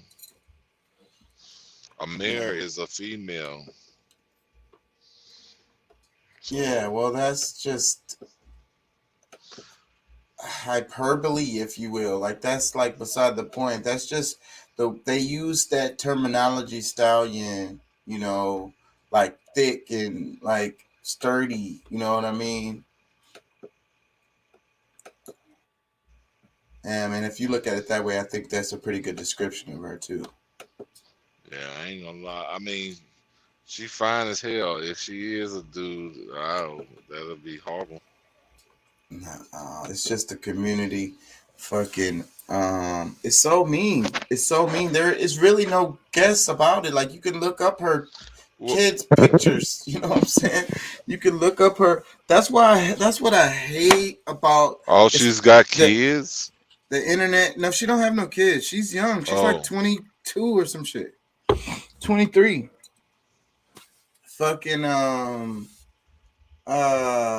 you can look up her damn pictures of her as a kid. You know what I'm saying? That's what I hate about this fucking internet as age that we live in, where people argue about and people call me crazy because we be sitting at the dining room table and then they're arguing about something so like trivial, and I'm like, this argument can be solved with a Wikipedia search. that ain't no And fun. yeah, so and then the argument just keeps on going, and then I look up the damn shit that they arguing about and say it, and then they're like, "Oh, this dude," you know what I mean? I'm like, bruh, like, what is the Mm. point in arguing about some shit that you can look up? Like I'm saying, the whole internet is saying that she's a dude, but you can look up if she's a dude. You know what I'm saying? You can easily disprove that. It's not hard. Yeah. Uh, I mean, like I said, I don't. I mean, I don't know the girl. Never met her in person. I mean, you know, they do some pretty good jobs. Those surgeries and stuff pretty good these days. So it's hard to tell. You never know, and I guess it gives a window for some people like to have. I mean, because it's a conversation piece. It's something that you know gives people something to talk about, whether it's right or wrong. And that I mean that's a part of what's wrong with the society and in general, because we not only is it okay to say stuff like that, but then for us to gravitate to shit like that. So I and, mean, and and I hate it because like Beyonce and Jay-Z, like this is the subject, this is the topic of conversation and shit like that, like for hours and shit. And I'm like, I can't answer myself in this conversation because y'all not really talking about nothing. Like, do you think Beyonce and Jay-Z is sitting around talking about you? Like, how is this gonna help anybody in their life? Like, what is entertaining about talking about these people? Why is it so entertaining to you? You get what I'm saying? no, I get it. That's what I'm saying. I mean, that's we're all kind of screwed in the game because I mean, we're attracted to shit like that. Like somebody makes up a story, whether it's true or not. It's just kind of like, okay, we go right along with it until there's something that comes out to really be able to prove it wrong.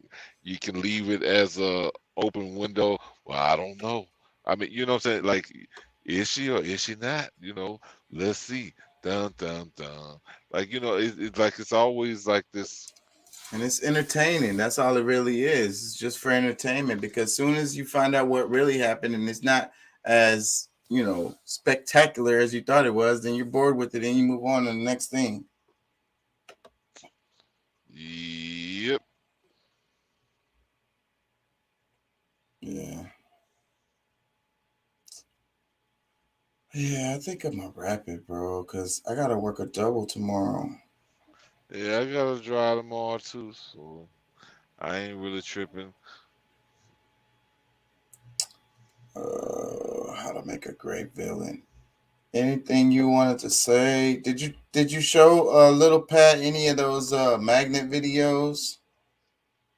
Um, you know, You seen the no, one I saw I sent you, right? originally, but we never talked about it because I mean, probably when I sent it to him was he was probably already in bed and sleep or whatever, and Yeah. then you know we text and stuff. We text a lot, you know, of course, without communication, it probably got lost. Maybe he didn't see it, so I don't. Yeah. But It's when a lot of. we'll be together this week. Well, yeah, at the end of this week, so we'll probably fool around with some because it's we got a project that stuff that I got before. I think I told you like the electrical, like it's a cars and you can build it and you know do different stuff to it, and Hey, I don't Cypher think here. I he decided really to record understands it. this lecture from my American history. Yeah, I'm listening. Go ahead. I'm sorry. Oh, I didn't know that was playing for y'all. My bad. Go ahead. Yeah, nah. I bought something for him to kind of play around with, but like I said, he don't really know because it's physics.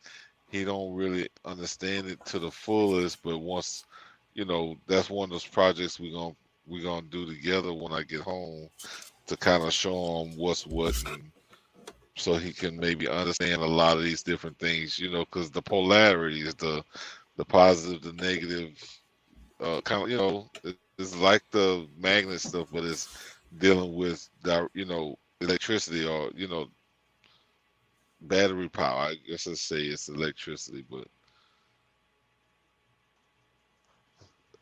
Yeah. as far as him, we hadn't really talked about the magnet stuff so I don't think he probably hadn't seen it. He would have most likely said something. This is this dude talking about the history courses and do all the fancy audio, especially Kevin Butler, for making this initially because to preserve the fragile constitution. he says that cause eventually Reconstruction morphed into unfinished one of revolution. abolition, dealing with all of these newly freed Say what? slaves and how to weave I them think into that if American you want to society understand constituted the nothing state less of the than a United revolution. States But today, that revolution you have to go back to remained Reconstruction unfinished. In a noble to attempt understand the implement civil rights politics and redefine the and the role social of race construct in of America, citizens grew present day tired United of the States. tumult, and by Because it was built in 1877 Reconstruction. Reconstruction ended in a dismal backroom deal, simply so that the ruling party could remain in control of federal power. The North may Because have when won the the South Civil lost War, the but war, the South won Reconstruction. yeah, The see, very you heard what he definition said. of Reconstruction and what it meant was always Not contested. really. He was Historians talking to this while he day was still talking. argue over My its bad, bro. core, Hold on. Let me so take it that back. the ruling, but that revolution. The Reconstruction, it said the North won the war, but the South won Reconstruction. All right, let me play. Remained unfinished. In a noble attempt to preserve the fragile constitution, that cause eventually morphed into one of abolition. Hold on, my bad. Let me take it back a little bit. I'm only going to play a little bit of this. Our history. Great questions had to be answered over what the Civil War ultimately meant. The South had seceded in order to maintain the institution of slavery, and though the Union had initially fought to preserve the fragile Constitution, that cause eventually morphed into one of abolition.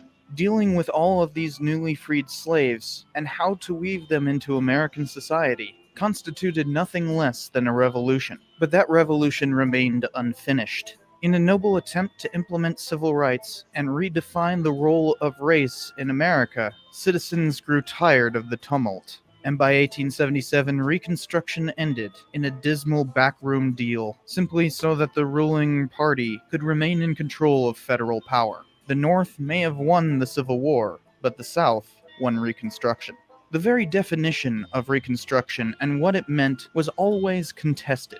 Historians to this day still argue over its meaning. The first and most obvious of these is post-war rehabilitation, as in rehabilitating Southerners from rebellion all the way back to the citizenship which they had renounced by betraying their country. There was, of course, also concerns over economic recovery. The economy of the North wore down because of the war, and Southern infrastructure faced utter destruction as a repercussion for their insurrection. Some congressmen even called on punishing the South, using military occupation to cause even greater harm than the war itself. Anyways, that's a whole lot, and I'm putting y'all to sleep. You there, Pat? What you think about any of that you heard? And then we're gonna wrap it. I went to sleep. No, I'm just kidding. No, now the refresh my memory on the It was I can't- Reconstruction, and he talking about how the South won Reconstruction, basically, is what he was saying. You know, reparations. Well, Reconstruction, because he said the North won the war, but the South won Reconstruction. Basically, after the war was over, you know, they was pushing for all of this stuff to try to, you know, fix things, but they just got tired of the stress of it and just kind of gave up and just was, and the South basically was like, okay, we just gonna update this shit and do it in a different way. Well, and if you kind of look at it,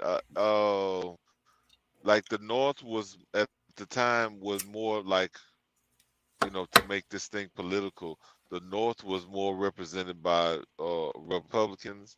The South was more reflective of Democrats.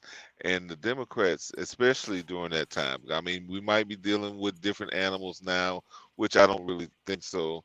But because they're still kind of the same in my eyes, that, you know, they didn't want to see the Reconstruction so much for, you know, they did for themselves, but for black people, which still held a lot of the majority in the South, you know, they didn't allow a lot of the programs that would have benefited the South as a whole to really take hold.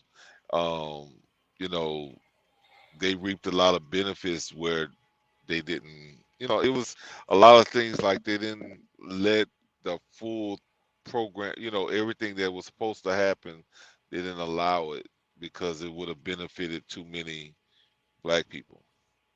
Like black people could have actually had way more power than what we have today. Like right now, you know, we would be in different positions than, so the Reconstruction got a monkey wrench thrown in it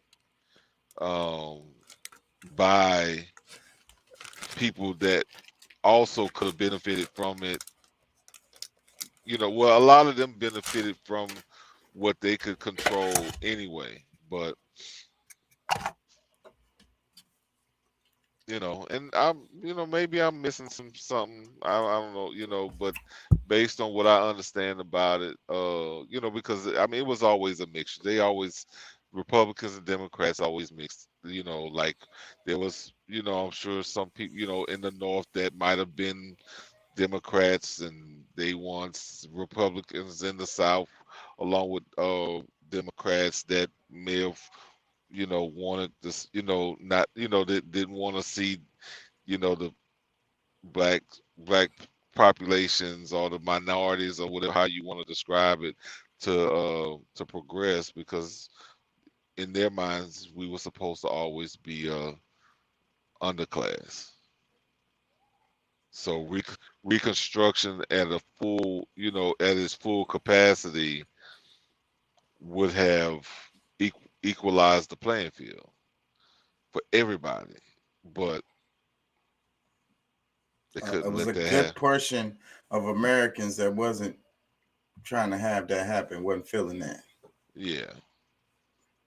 To be fair, to try to be fair on explaining it, because, you know, I mean, you know, yeah, we can try to do the you know, black and white thing, you know, but at the same time, you know, there were Caucasians here and there, north and south, that just didn't want to see that shit happen.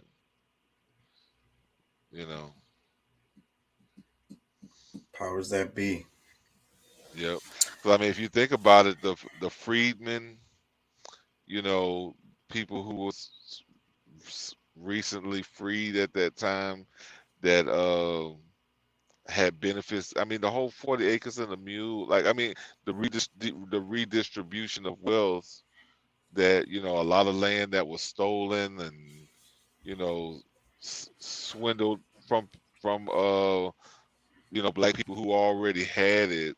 You know, because Yep. you got, like, for them to do that, it was kind of like, well, damn, we done worked our ass off to take all this shit from them. Why we gonna just give it back to them? It's like, Yeah. It's like that don't make no sense. yeah, why we doing what? Like, us fighting was like, what was the whole point? You know what I'm saying? Yeah. Shit, we were fighting to keep these fuckers enslaved.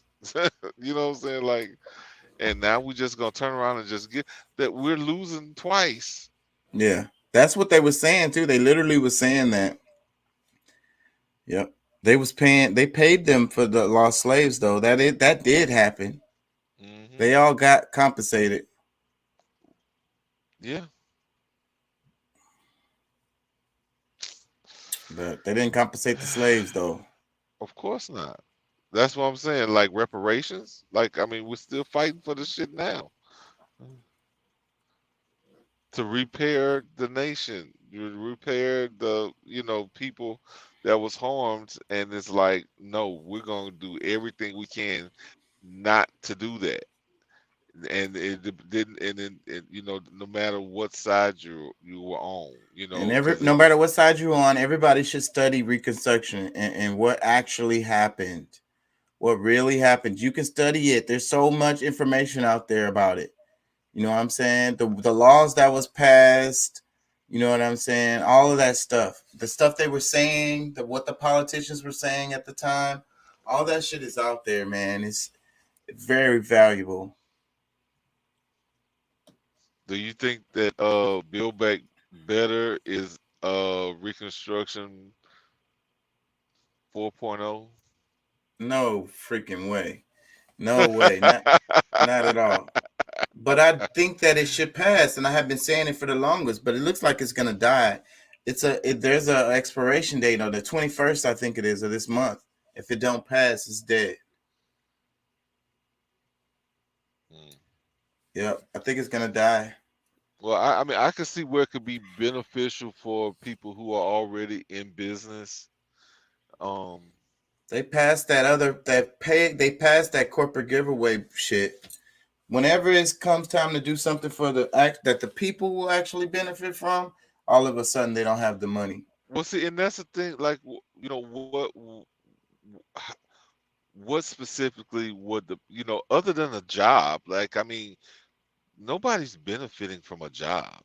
I mean, you get to keep living and paying some bills, but you're not, you know, if you're not doing it as an independent contractor where, you know, you're charging, like, you're able to get paid more than what you would in an hourly position, you're not really growing. It's about the social safety nets. Lots and lots of social safety nets that they've been, you know, defunding forever. That's what this would do. And you know, we was talking about it in the other video. I can't remember the details now, but it's just a bunch of like social network. I mean, social, you know what I'm saying? The helping people, actually helping people type programs. The Well, ones having to do with Medicare, Medicaid, shit like that. well, I mean, one of the things too you know, because the inflation is playing a big part on, you know, people's views on how this thing really would turn out. You know, as far as the calculations of the money and, you know, like, okay, if it's already at a point where, you know, we're looking at 15 cents the actual value being at like 15 cents per dollar, and with something that's going to stretch out for 30 years, if the debt is so big, like, a lot of that stuff is relative. Like, I mean, we're gonna But they just passed. They just passed $549 billion for the military, and it's like more than what they asked for and shit. This is an annual amount, and they just passed that other one, the fucking reconciliation or whatever the fuck it was. I don't know. That was in the billions. I want to say that was in the billions too. well, if we were looking at this dollar that only existed here in America, that probably could work. But I mean, this is on a global scale where the world looks at this dollar as almost invaluable because of the way it's been slutted out. Like, nobody, well, I'm not gonna say nobody, but like any country, reputable, strong standing country, doesn't do that to their own currency, because like there has to be some kind of integrity behind it. You can't just keep printing up paper and saying, no, we're worth this, we're going to add another trillion, a couple trillion of dollars, and everybody that uses it worldwide to just say, oh yeah, we're just going to let them increase their value any chance they get. Like, it doesn't work that way. But every one of the bills, they always have to have a how you pay for it. It's part of the bill. They don't never have a bill like, oh, we're just gonna get money out of thin air to pay for this. That's not how it works. It says we're gonna do this, we're gonna do that, this, that, and the other, and that's where we're gonna get the funds for to pay for this. But you've heard some of the arguments as well of because I mean, I know you don't agree with it because of I mean, just how, I guess, how you see it, but like the I forget the guys, the senator that video we watched this past week, where nobody's sitting down and truly saying, that whole idea. Like, they're coming up with all these great grandiose ideas of how to build back, build the country up and get it moving into the future, but there's no true budgeting and saying, okay, let's do this, and all right, well, let's move this around from here to there, and okay, in order to really make this work, if we pull from this and we invest here and do this and that, we can build up money to.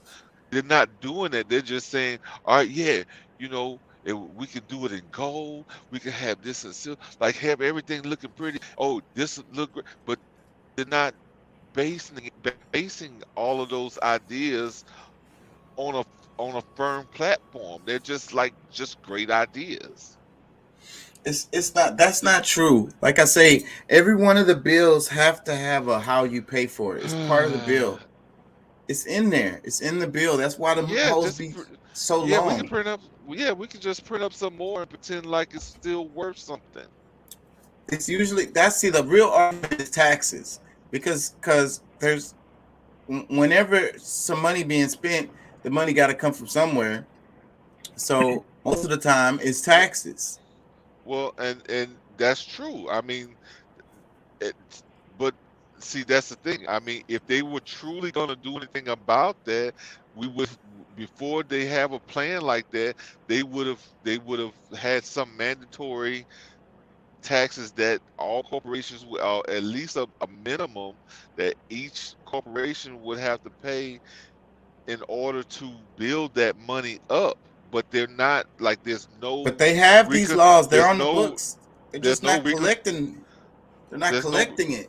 Yeah, but no, there's no true reconciliations on that. Like, there's, like, there's always a tax cut, and different ways that they can maneuver. The loops. So there's no true fix to it. It's a bunch of horse shit.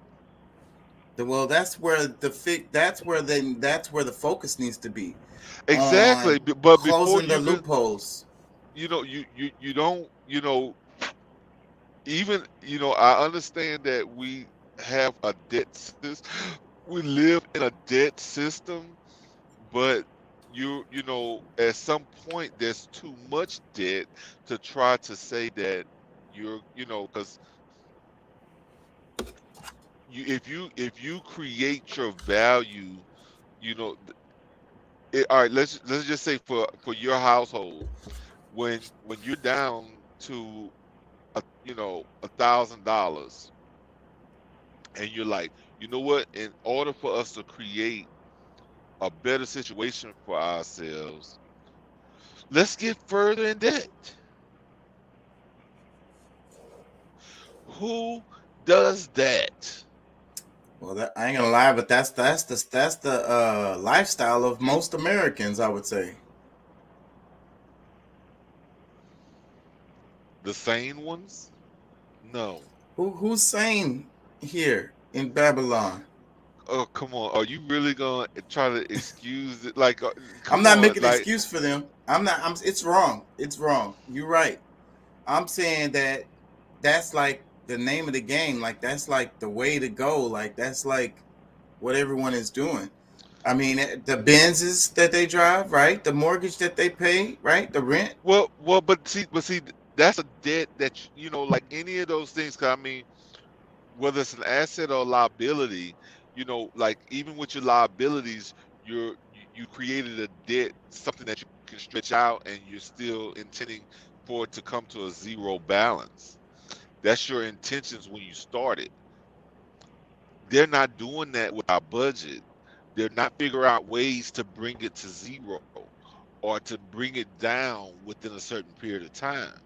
That's why it's such a problem, because they're not, you know you But can they also still. play with the numbers. A lot of people don't understand.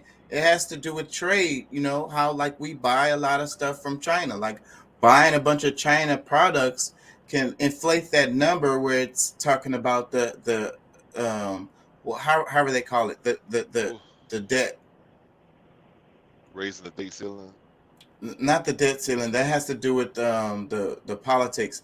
No, Well, just the amount, those numbers that they be pulling when they be talking about GDP and they be talking about yeah, and national debt. That's what it's called, national mm, debt. yeah, the national debt. But see, the thing is, I mean, when they're doing that and getting products from other countries, no matter where it's from, the utilization of that is because of the profit margin. They can still do business with other countries, because for one, they may not be able to get it from nowhere else, but they can also get it at a rate so cheap to where their personal growth can go up, but they're not looking at the overall change. Like, they're not looking to solve a debt problem. So that's, they can figure out how to maneuver that. Like, if they're making a 300% profit off of a product, they can still maneuver 200% of that profit, or 100%, to where it's going into an But that's what I'm unaffected saying. account. They be playing with these numbers, and then They like do. how much money is going to offshore accounts from these major corporations and the private owners or whatever? How much Most money of are they bringing back to the United States? And then exa- how does that affect the national debt? Doc says exactly. Doc says when you have power to print money at will, it's worse than a teenager with a credit card. Yes. And but thank you, Doc. What's up, Deuce? You there? Yeah, I'm there. I'm just listening, man. Oh my goodness. Y'all What? saved me. Somebody save me, bro. Like, I'm I about to thought have I'm about to have a seizure. what Pat is saying, what Pat is saying, I agree with, and I'm sitting back listening, and I'm saying to myself, Chaka must be playing devil's advocate, because you can't excuse that dumbass shit. Like, what the fuck? You know, I gotta do what I gotta do sometime. I'm like, this nigga is not serious right now. Like,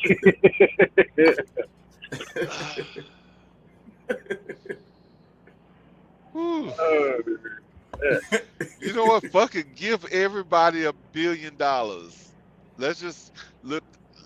Let's print as much money until the damn machines fall apart, and let's just see what that does for us.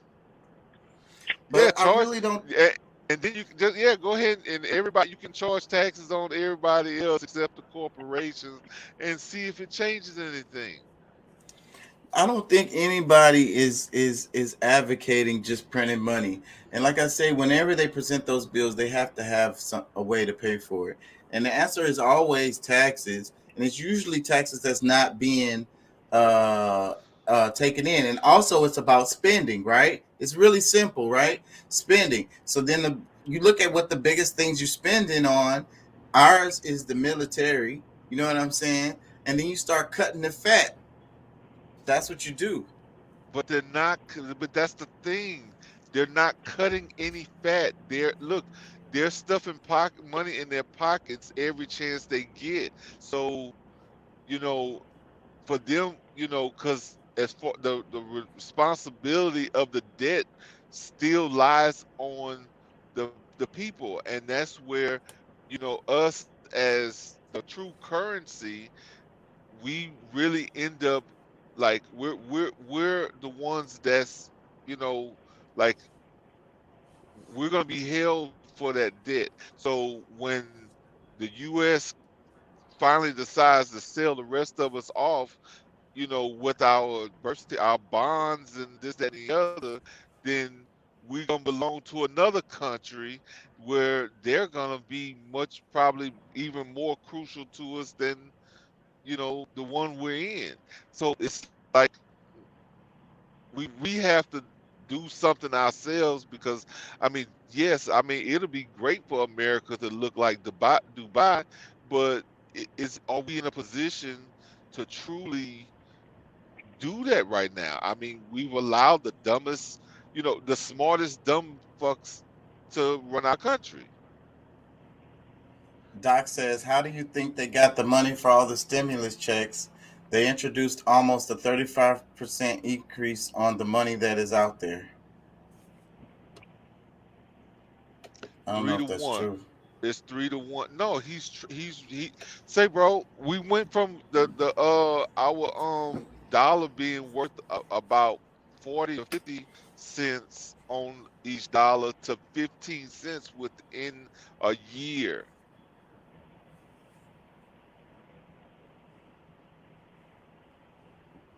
That's a problem. Yeah. What you think, Deuce? shoot, man, it's just I'm trying to figure out how they're introducing this build back better. Trying to, as far as our infrastructure, what was it? However many trillion dollars, I forget the exact number. I'm like, man, where are we getting the money from if we're in the deficit? There's not enough taxes taken in annually just from the citizens alone to be able to pay for this stuff. You know what I'm saying? So are we climbing out? Are we digging a deeper debt with other countries? Or like what Pat is saying, are they just printing up this money to pay for this? Like where you know how can we afford to pay for this? Well, see that. All right, this is what they're doing because in order for them to discharge debt, they sell us off and parts of America off. This farmland isn't, like they're not really trading it off for positive money. They're trading it off for debt. Like the debt, like because they owe, now they got to give up. Look, they coming in and grabbing the boats and the, extra cars and like it's almost like an auction sell off because there's so much debt now. The people that they've been borrowing from for so long is like it's time to pay. So like any of them can come in and get what it like it's a free for all.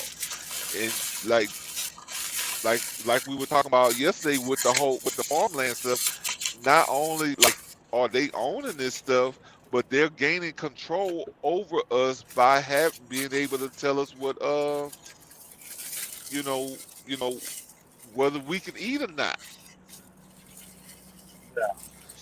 This is Yeah. another way of putting us back in, into physical slavery. Like it could actually happen to not, if it doesn't happen to us, it could definitely happen to our children and grandchildren. So like we got to really be careful. Yeah, we can have a pretty America, but if we're not doing, like if we allow these things to keep happening the way it is, like we're truly setting our future up for failure. Doc say the Federal Reserve government site fiscal year 2021 print order of 7.6 to 9.6 billion notes is an increase of 1.7 to 3.8 billion notes, or 30.6 to 65.9% from the final fiscal year 2020 order. Basically, that's saying what you were saying, Pat. Yeah, the physical, yeah, because we keep saying dollars. He used the actual, because the actual term, the notes. They're not. It's not even like real money. This is just a representation of, it's with it being a debt system, but it looks like even though they printed X amount, the value of it is still down to this 1.7 or to 3.8. Is we're just we're just setting ourselves up for failure, allowing this to keep happening. Like if I have to mention though that the Federal Reserve is a private owned bank, so it's not us anyways. That's not our government anyways. That's a private ass fucking bank printing that shit. Well, see, and I mean, and that whole part of it is stupid too. I mean, to pretty much hire your own pimps. You know what I'm saying? Like, why would that makes no sense. Like, it's a stupid idea from the jump. Like, these are all people who's in cahoots with each other, and we're pretty much just allowing some gangsters to keep playing with us and making us believe that they give a shit about us, and they're all getting together and just laughing and playing us, because guess what, they gonna be in Tahiti some goddamn where with my ties, and we gonna be is like singing some old Negro spiritual. Something about way through the water. Yeah, I mean the shit ain't funny at all. I get you.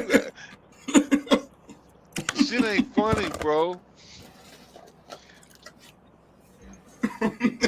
Like this conversation really really upsets me, because I love you, Chaka, but that shit about it's no big deal, because you don't see it yet. You don't, you may not realize how detrimental it is to Anaya and Tariq and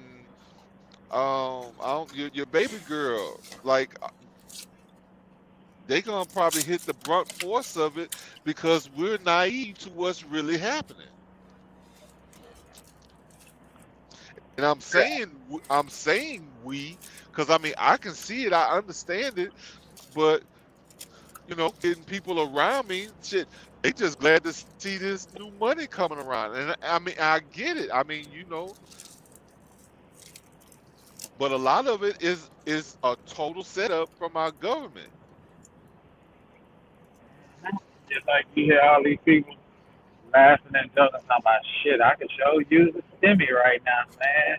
Fuck that. Do you realize you don't need to go to work, motherfucker? Save some money. It's just like I went to the mall earlier this morning with my wife because my daughter got a gift card for her birthday to Bath and Body Works, so we took her to the mall to go, spend our little gift card or whatever. Bro, we walk in the mall, and I'm telling her, I'm like, you know what, I'm going to Finish Line because we adopted a family, which they do at my wife's school every year.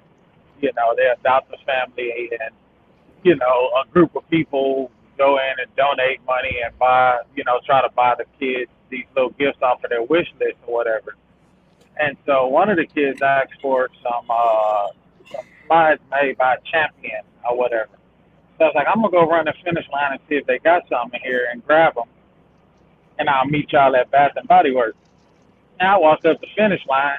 I see a line there. I'm like, oh, maybe that line, maybe that's just, I don't know what it's for. So I'm like, I just keep on going. Dude's like, whoa, what you doing, man? You can't come in here. I'm like, what? He's like, you see the line? I was like, oh, I thought that was for the other story. I've seen people, but he's like, oh, no. I'm like, well, what's the wait? What's the line for? Motherfuckers in line for a brand new pair of fucking Jordans. I'm like, no, y'all look fucking ridiculous, bro. But y'all the same motherfuckers that's running around here talking about we need a new stimulus check and all this bullshit. Like, come on, dog.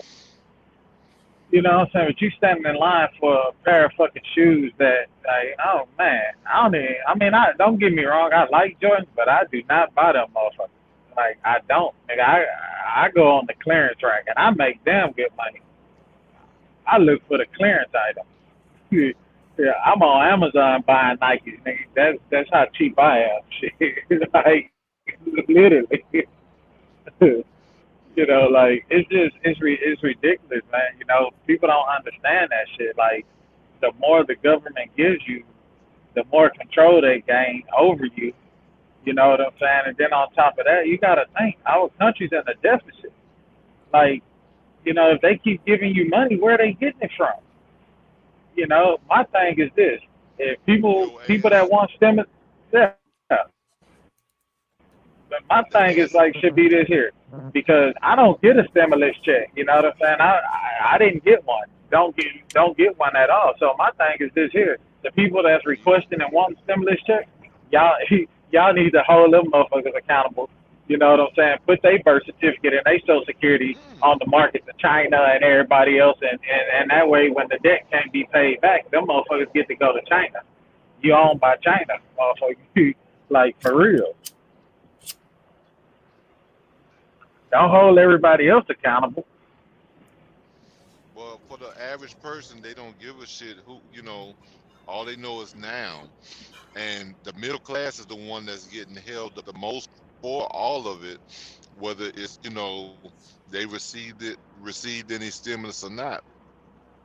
Because they're the ones that's going to get hit the hardest with taxes, where, they end up making still just a few bucks more than what somebody, they may not take as much from in taxes, and then the uber rich, the ones who actually could afford it, who could actually come together, the top 10 richest people could take 10% of their wealth and have, for the next 5 years, or even maybe up to 10 years, and have us like at a negative. Like, they're so greedy to where, fuck you and me and the rest of us, like in the same boat. But I mean, they could all tackle that damn debt within 10 years and still have a GDP that's comparable to the other top countries. So it's like, this is a plot and a plan to screw us. And then they get money. They get money, man. Like the Elon Musk and Jeff Bezos and all of the other. I just say it because those are the most popular ones that we hear about all the time. But even like these other billionaires that we don't hear about that much, their businesses get funding from the government. It's just like the subsidies. That's what I be talking about. that's just like Jeff Bezos when they launched that one rocket back in June or July. I think it was June. You know, they got over 28. I think it was like 28. Somebody gave like $28 million, and then like not telling what the government gave them. You know, for that shit. You know what I'm saying? Like this guy is well and able to pay for anything that he wants. But it's all about other people's money. So they don't spend their own money. So Doc says at the end of the Civil War, Congress passed what was called the United States Reorganization Act of 1871. Since then, the U.S. has been a corporation. And he also see that's what see that's the whole thing. Like that's why they had to kill Lincoln, because Lincoln was trying to put everything back together. And I mean, honestly, he was still the true last president of the government, the United States of America government. Still to this day, the last real president. Everybody since then, have been CEOs. And the other comment he made was the middle class is getting wiped out to exacerbate the wealth gap, to make more of us versus them divide.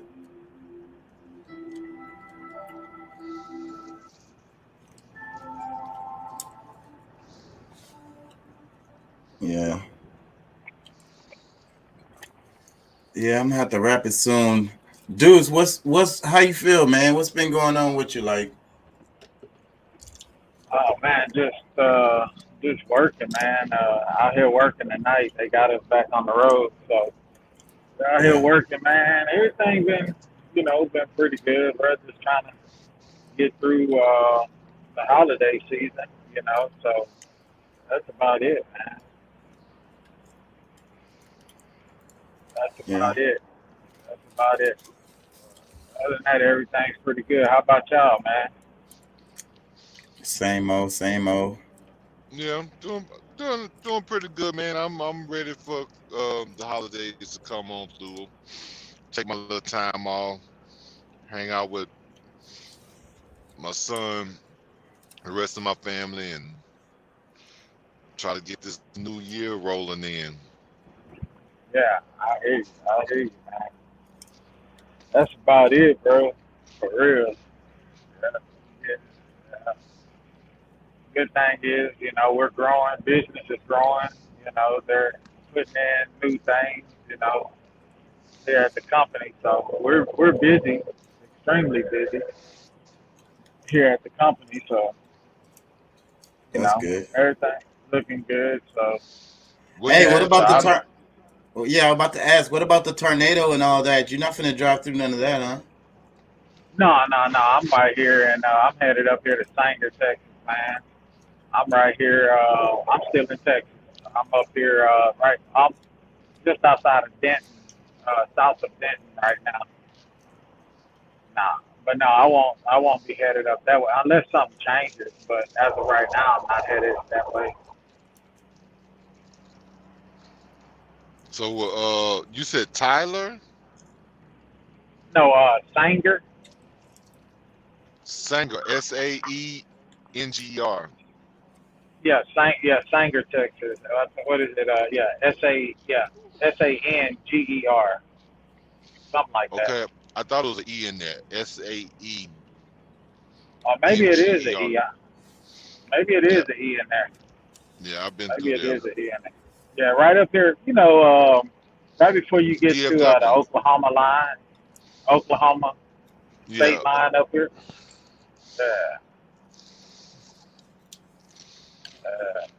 Man, it's busy out here tonight too, bro. US 75. No, I'm on 35.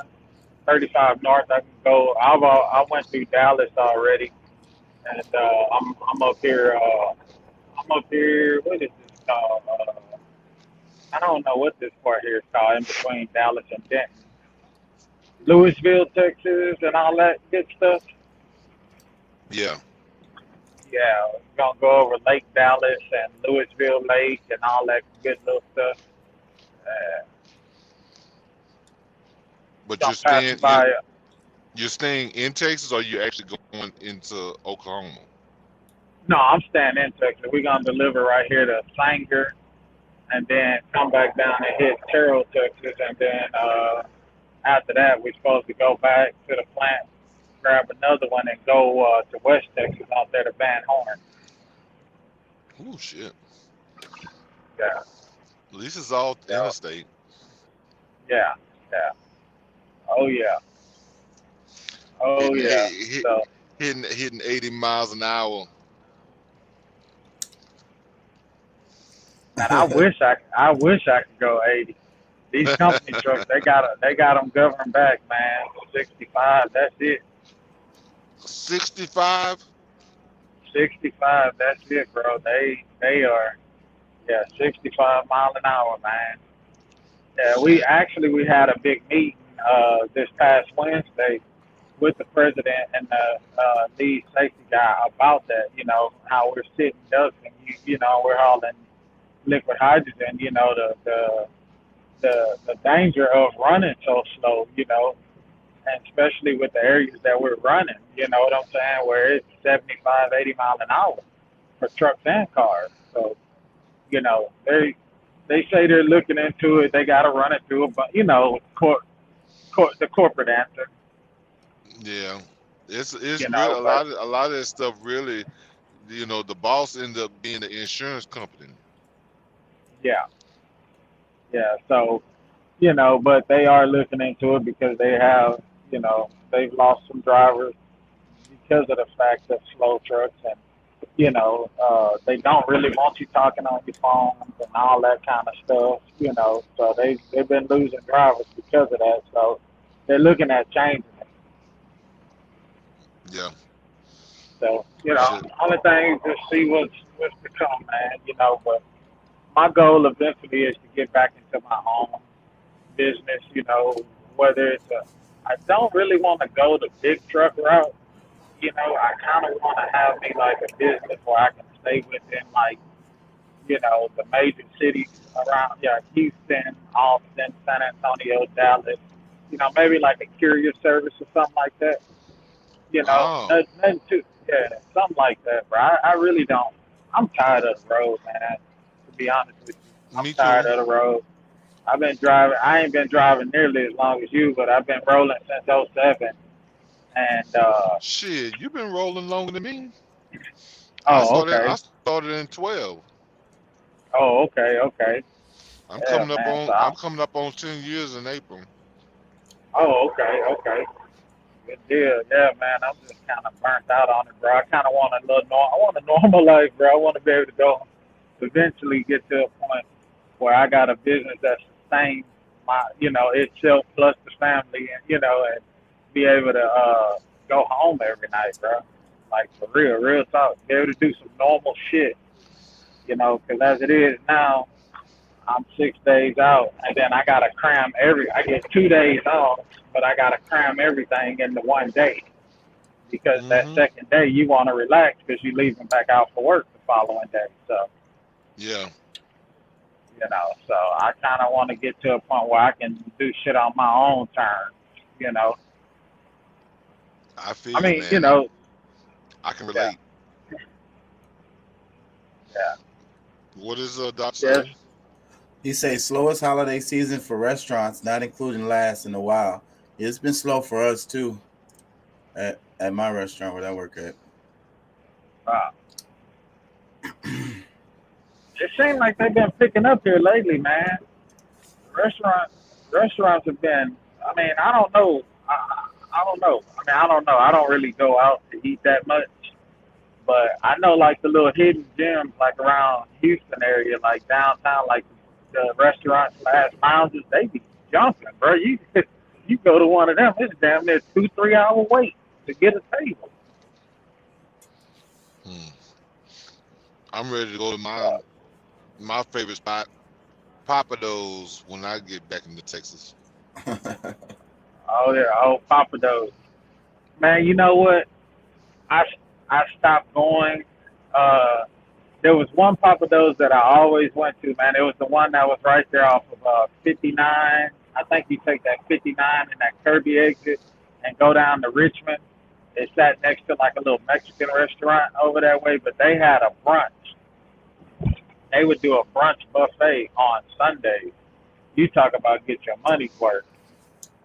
That shit was live, bro. So since they stopped that, I think last year or towards the mid to end of 2019, I hadn't been to Papa Do's since then. Yeah, it's been a while for me. What you order from Papa Do's, Pat, when you go? Well, it's changed a lot over the years.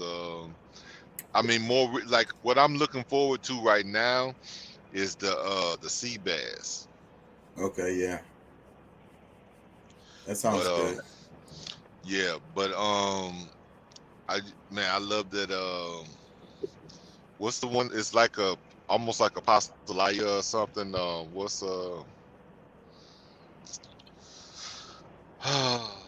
damn. Yeah, I don't know. Yeah, I forget, but you know, we always get the that trio, the appetizer trio with the that fondue, the gator. Yeah, the I always get those bites, the alligator bites as the appetizer. Yeah. Yeah. Oh yeah. Yeah, man.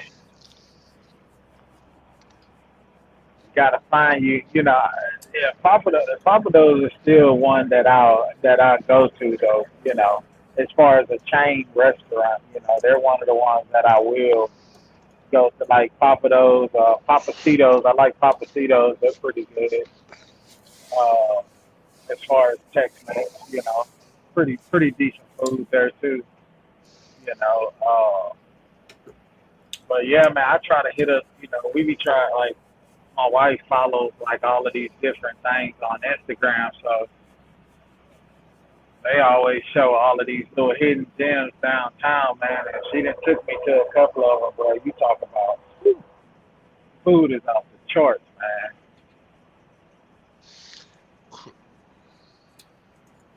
man. Doc said, I wish I could get some good shrimp or crawfish etouffee here in Houston. Spoiled from having lived in Louisiana. Boy, he said a mouthful because you can't. It is hard to find some good etouffee here. Yeah, it is, man. It is. Hey, but I will say this here: when I was off on Friday, I went up to my wife's job and had lunch with her. They had a food truck. And it's a little black-owned food truck. You know, they're from New Orleans, but they live here in Texas City area, down at Lamarck, Texas City. And so the food truck came to her work, man. Say, bro, when I tell you, that food was good, bro. I ordered a grilled chicken sandwich that was topped with grilled shrimp and crawfish tail, and oh man, it was hidden, bro.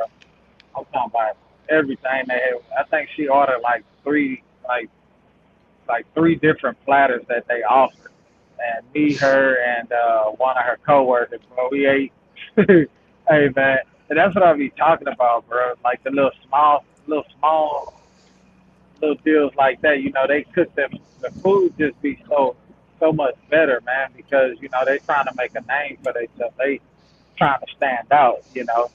It's like the food is cooked with love, you know what I'm saying? It was the dude, his wife, their daughter, and then, of course, it was, you know, grandmother on the food truck, too. So it was good, bro. It's really important to support the small businesses, especially in restaurants, but in other businesses, too.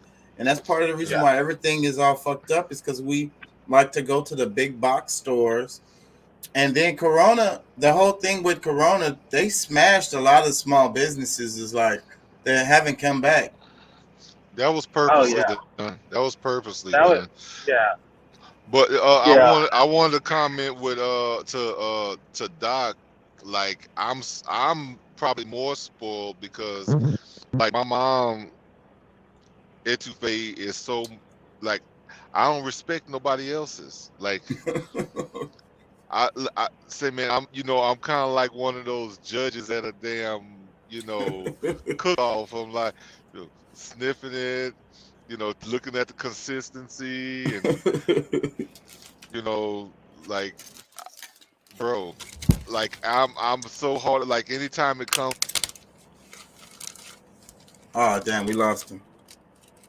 Basically, he's saying etouffee is very important, very taken very seriously by people from Louisiana. You back? yeah, it kicked me out.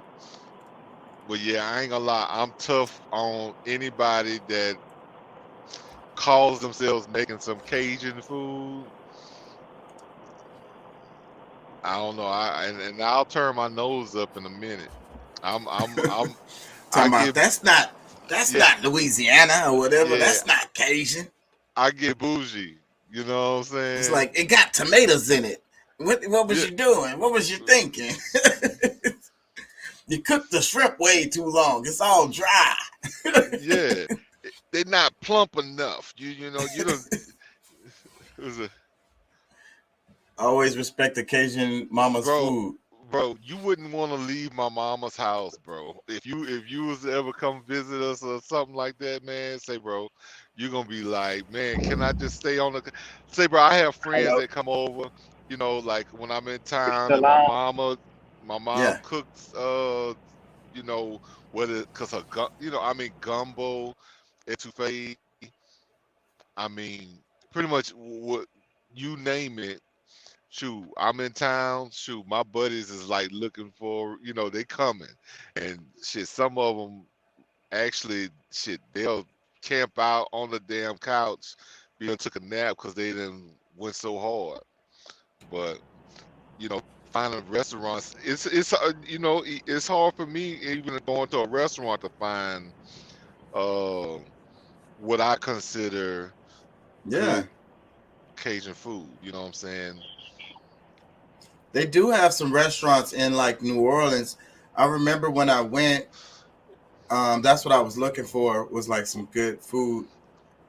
Well, I I'm gonna found a tell you. couple. Well, no, I was just gonna say, I think where what's overlooked the most is the Lafayette area, the Karen Crow, Lafayette, that area I think gets overlooked the most when it comes to good food. Say, bro, that they know how to cook some. I think it's more because like New Orleans does have some good spots, but it's gotta be a super small place. Yeah, It's got it's exactly. It has to be like damn near somebody's house. You know what I'm Yeah, saying? The yeah. bigger it And then is, yeah. Go ahead.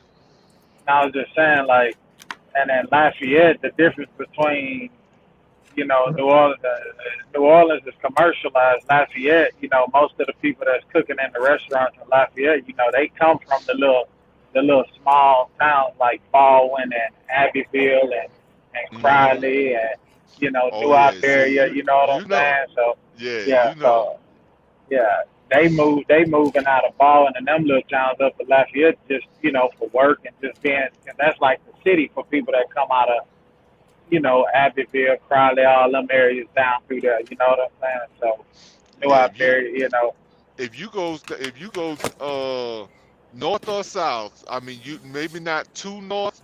Well I don't know. But if let's just say like from Opelousas and all the way down, like going down to like Morgan City and all that, you can find some really good spots of food, like more regular than you can even going to New Orleans. Because I mean, you'll get some decent stuff in New Orleans, but it ain't like you know, it's not like Mama's. Doc say I used to live in Clarence, Louisiana, population 43, My house was the one on the left. Stop it. I got y'all. Cut it out. Yeah, the 42 houses is on the left, and yours is the only one out there on the right. That's hilarious. Oh man. I never heard of Clarence. I must like it. Look, it must be like no Really lights. small. Yeah, there's no lights. There's you know what I'm saying? Like I don't know. Like, and I've been You through some blink areas. and you miss it. You drive through it. Yeah. But shit, man. Shit, we Yeah, done been on another hour from I the know. time. I need to wrap it. It's 3:30 now. Yeah, I need to wrap it. It's 2.5. We had 2.5 hours. Yeah, that money talk, and then Deuce came on. So yeah. Yeah.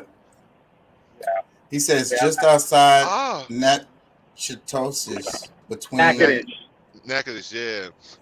between there and Campty, whatever that is. Okay, I've heard of that.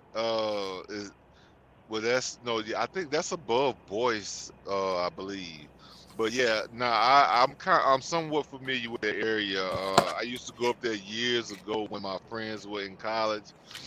You know, up there at Northwestern, and you know, I pass through there every now and then. So okay, that's why I don't really know it, because that's not like a area well traveled by me. I'm a southern Louisiana boy, so I've been all across 10 and 12 and I-55, 49 every now and again.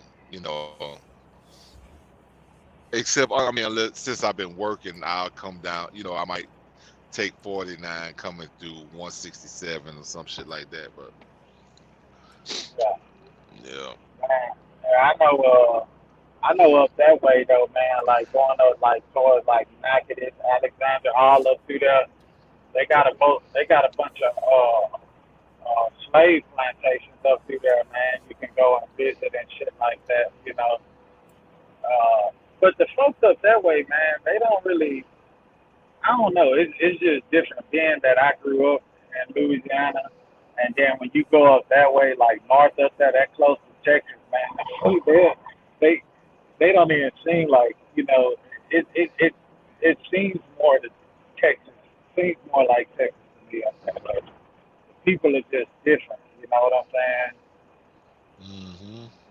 They're a little. They way different. You know, like down south. You know, you pretty much, if your accent match, it's kind of like shit. We can sit there and talk to each other, but it's like you go up there, it's almost like you in a different world. You know, and it is. Can't even understand them. Yeah, honestly, like the people in that northwestern part of Louisiana is like historically they were more so like where a lot of the Indian, like, you know, there's a lot of mounds and stuff up that way. Right. And so Oklahoma right no, there. No. Here in Louisiana, we're talking about when I say here in Louisiana, but right there on the border. In North Louisiana, but below Shreveport, or like kind of southeast of Shreveport, there's a lot of people that were like considered like Native American, Indian, Aboriginal, you know, whatever, however you want to classify them, but they're kind of like the Geechee people of Louisiana. So, you know, that's why they're so different. And on the southern ends, you know, whether it's from like Morgan City all the way over to New Orleans, that's where a lot of the French and the Spanish that kind of mixed in with some of the Aboriginals, you know, where like the culture became more, you know, French. But however, yeah, that's what that Creole.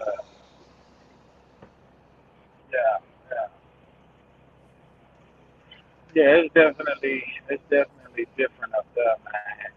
It's a lot different. And those It, folks up that way, they border that Arkansas line a lot. That's that's a chocolate. That's more the folks up that way. They border like that's Texas, the bottom. Well, I can't really say bottom half of Texas, but like the eastern side of Texas, yeah. Well, you know eastern side of Texas, and that southernmost part of Arkansas. yeah, Okay. That Texarkana area. Yeah. Yeah, Yeah. I'd have to be looking at a map to know really what y'all talking about. we talking a foreign language to you right now. Yeah, I don't know all that stuff. Yeah. My geography is weak, weak, weak. We need to get you on the road, man. We need to get you put you in a truck. Yeah, I got one for you to drive. I got one for you to drive. yeah. Hmm. I'll think about it. Ain't no telling what I'm gonna do, man. No telling, bro. I I s- do I need s- to make I some I money. s- I'll split my profits with you 50-50. Yeah. Come on, drive you a truck, man. Now you're in high school. She almost you get her off from school or whatever, college or whatever. Shit, you come on, drive you a truck, Yeah, man. that's what I'm saying. Cause she in high school now. So after a couple years, she ain't gonna need me at all. Like so, I could do whatever. Come on, drive you a truck, man. Pat got you. You gonna be in the good truck. One of them But trucks look, that can run. I ain't gonna lie, bro. If they did sign that, if they did do that, for whatever reason they foolishly do that Build Back Better plan, I mean, it would only make sense for somebody to go more into business because, like, let's say, getting dump trucks and uh different things like that. Because, I mean, say, bro, making $2,000-3,000 a month, $4,000 a month when you can make shit $7,000-8,000 a week. I Yeah. mean, It Oh sounds yeah. good to me. it changes everything. Yeah, it Yeah. sounds good. I ain't gonna lie. Yeah. I'm much better with money now as I'm older. So I don't waste money. Like I'm a lot more mature with money now. Hey, do like I did, like for look for 2 years. Well, really, like this is part of year one, but for 2 years, I'm just a complete nomad. Like I don't have a home. I'm home. My truck is my home, Yeah, and Yeah. I'm just stacking. making money. Yeah. Yeah, man. I had a dude that me and him started at the same time. Uh, back in '07, started driving, and he bought his truck. He ended up buying a truck through Swift back in '08, and I bought mine in '09 after him talking to me and convincing me. And that dude was pretty much like you were, Pat, brother too. And he stayed out on the road, man. Would do his when he would do his 34-hour resets, he go get him a real nice hotel somewhere. You know what I'm saying? And you know, if he wanted to take vacation or something, he get him a nice little hotel somewhere he wanted to stay at, and get him a rental car for the week. He would be off or something like that. But say, man, that dude, he is a year older than me. I just made 35, and he's I think 36, going on 37. But that dude a millionaire from that shit, dude. Just saving, saving, saving, saving. Hmm. Yeah, Yeah, he got nah. that plus You investing his money as well too. You know, yeah, dude's worth a few million now. Yeah, I mean, and that's the thing, bro. Like, I mean, you set up a plan like that where if you can be a minimalist and make some good money, like you can really set yourself up in a short period of time. And that's my plan. You know what I'm saying? That- Just bare minimums. Like shit, I pay myself as if I'm a minimum wage worker. You know what I'm saying? I don't, but yeah, man. All right. It's All that right, time. man. It's that Yeah, time it's for that me time. too, bro. Yeah, I gotta get up I and can't roll. go. I can't go much longer. So we gotta wrap it. I got a little over 500 miles to do tomorrow, so I'm gonna be rolling pretty hard. Yeah, bro.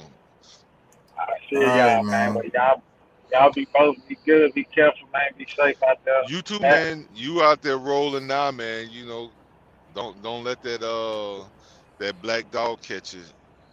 Yeah, no, man. I took me a decent little nap, but I'm sluggish today. But I'm good though.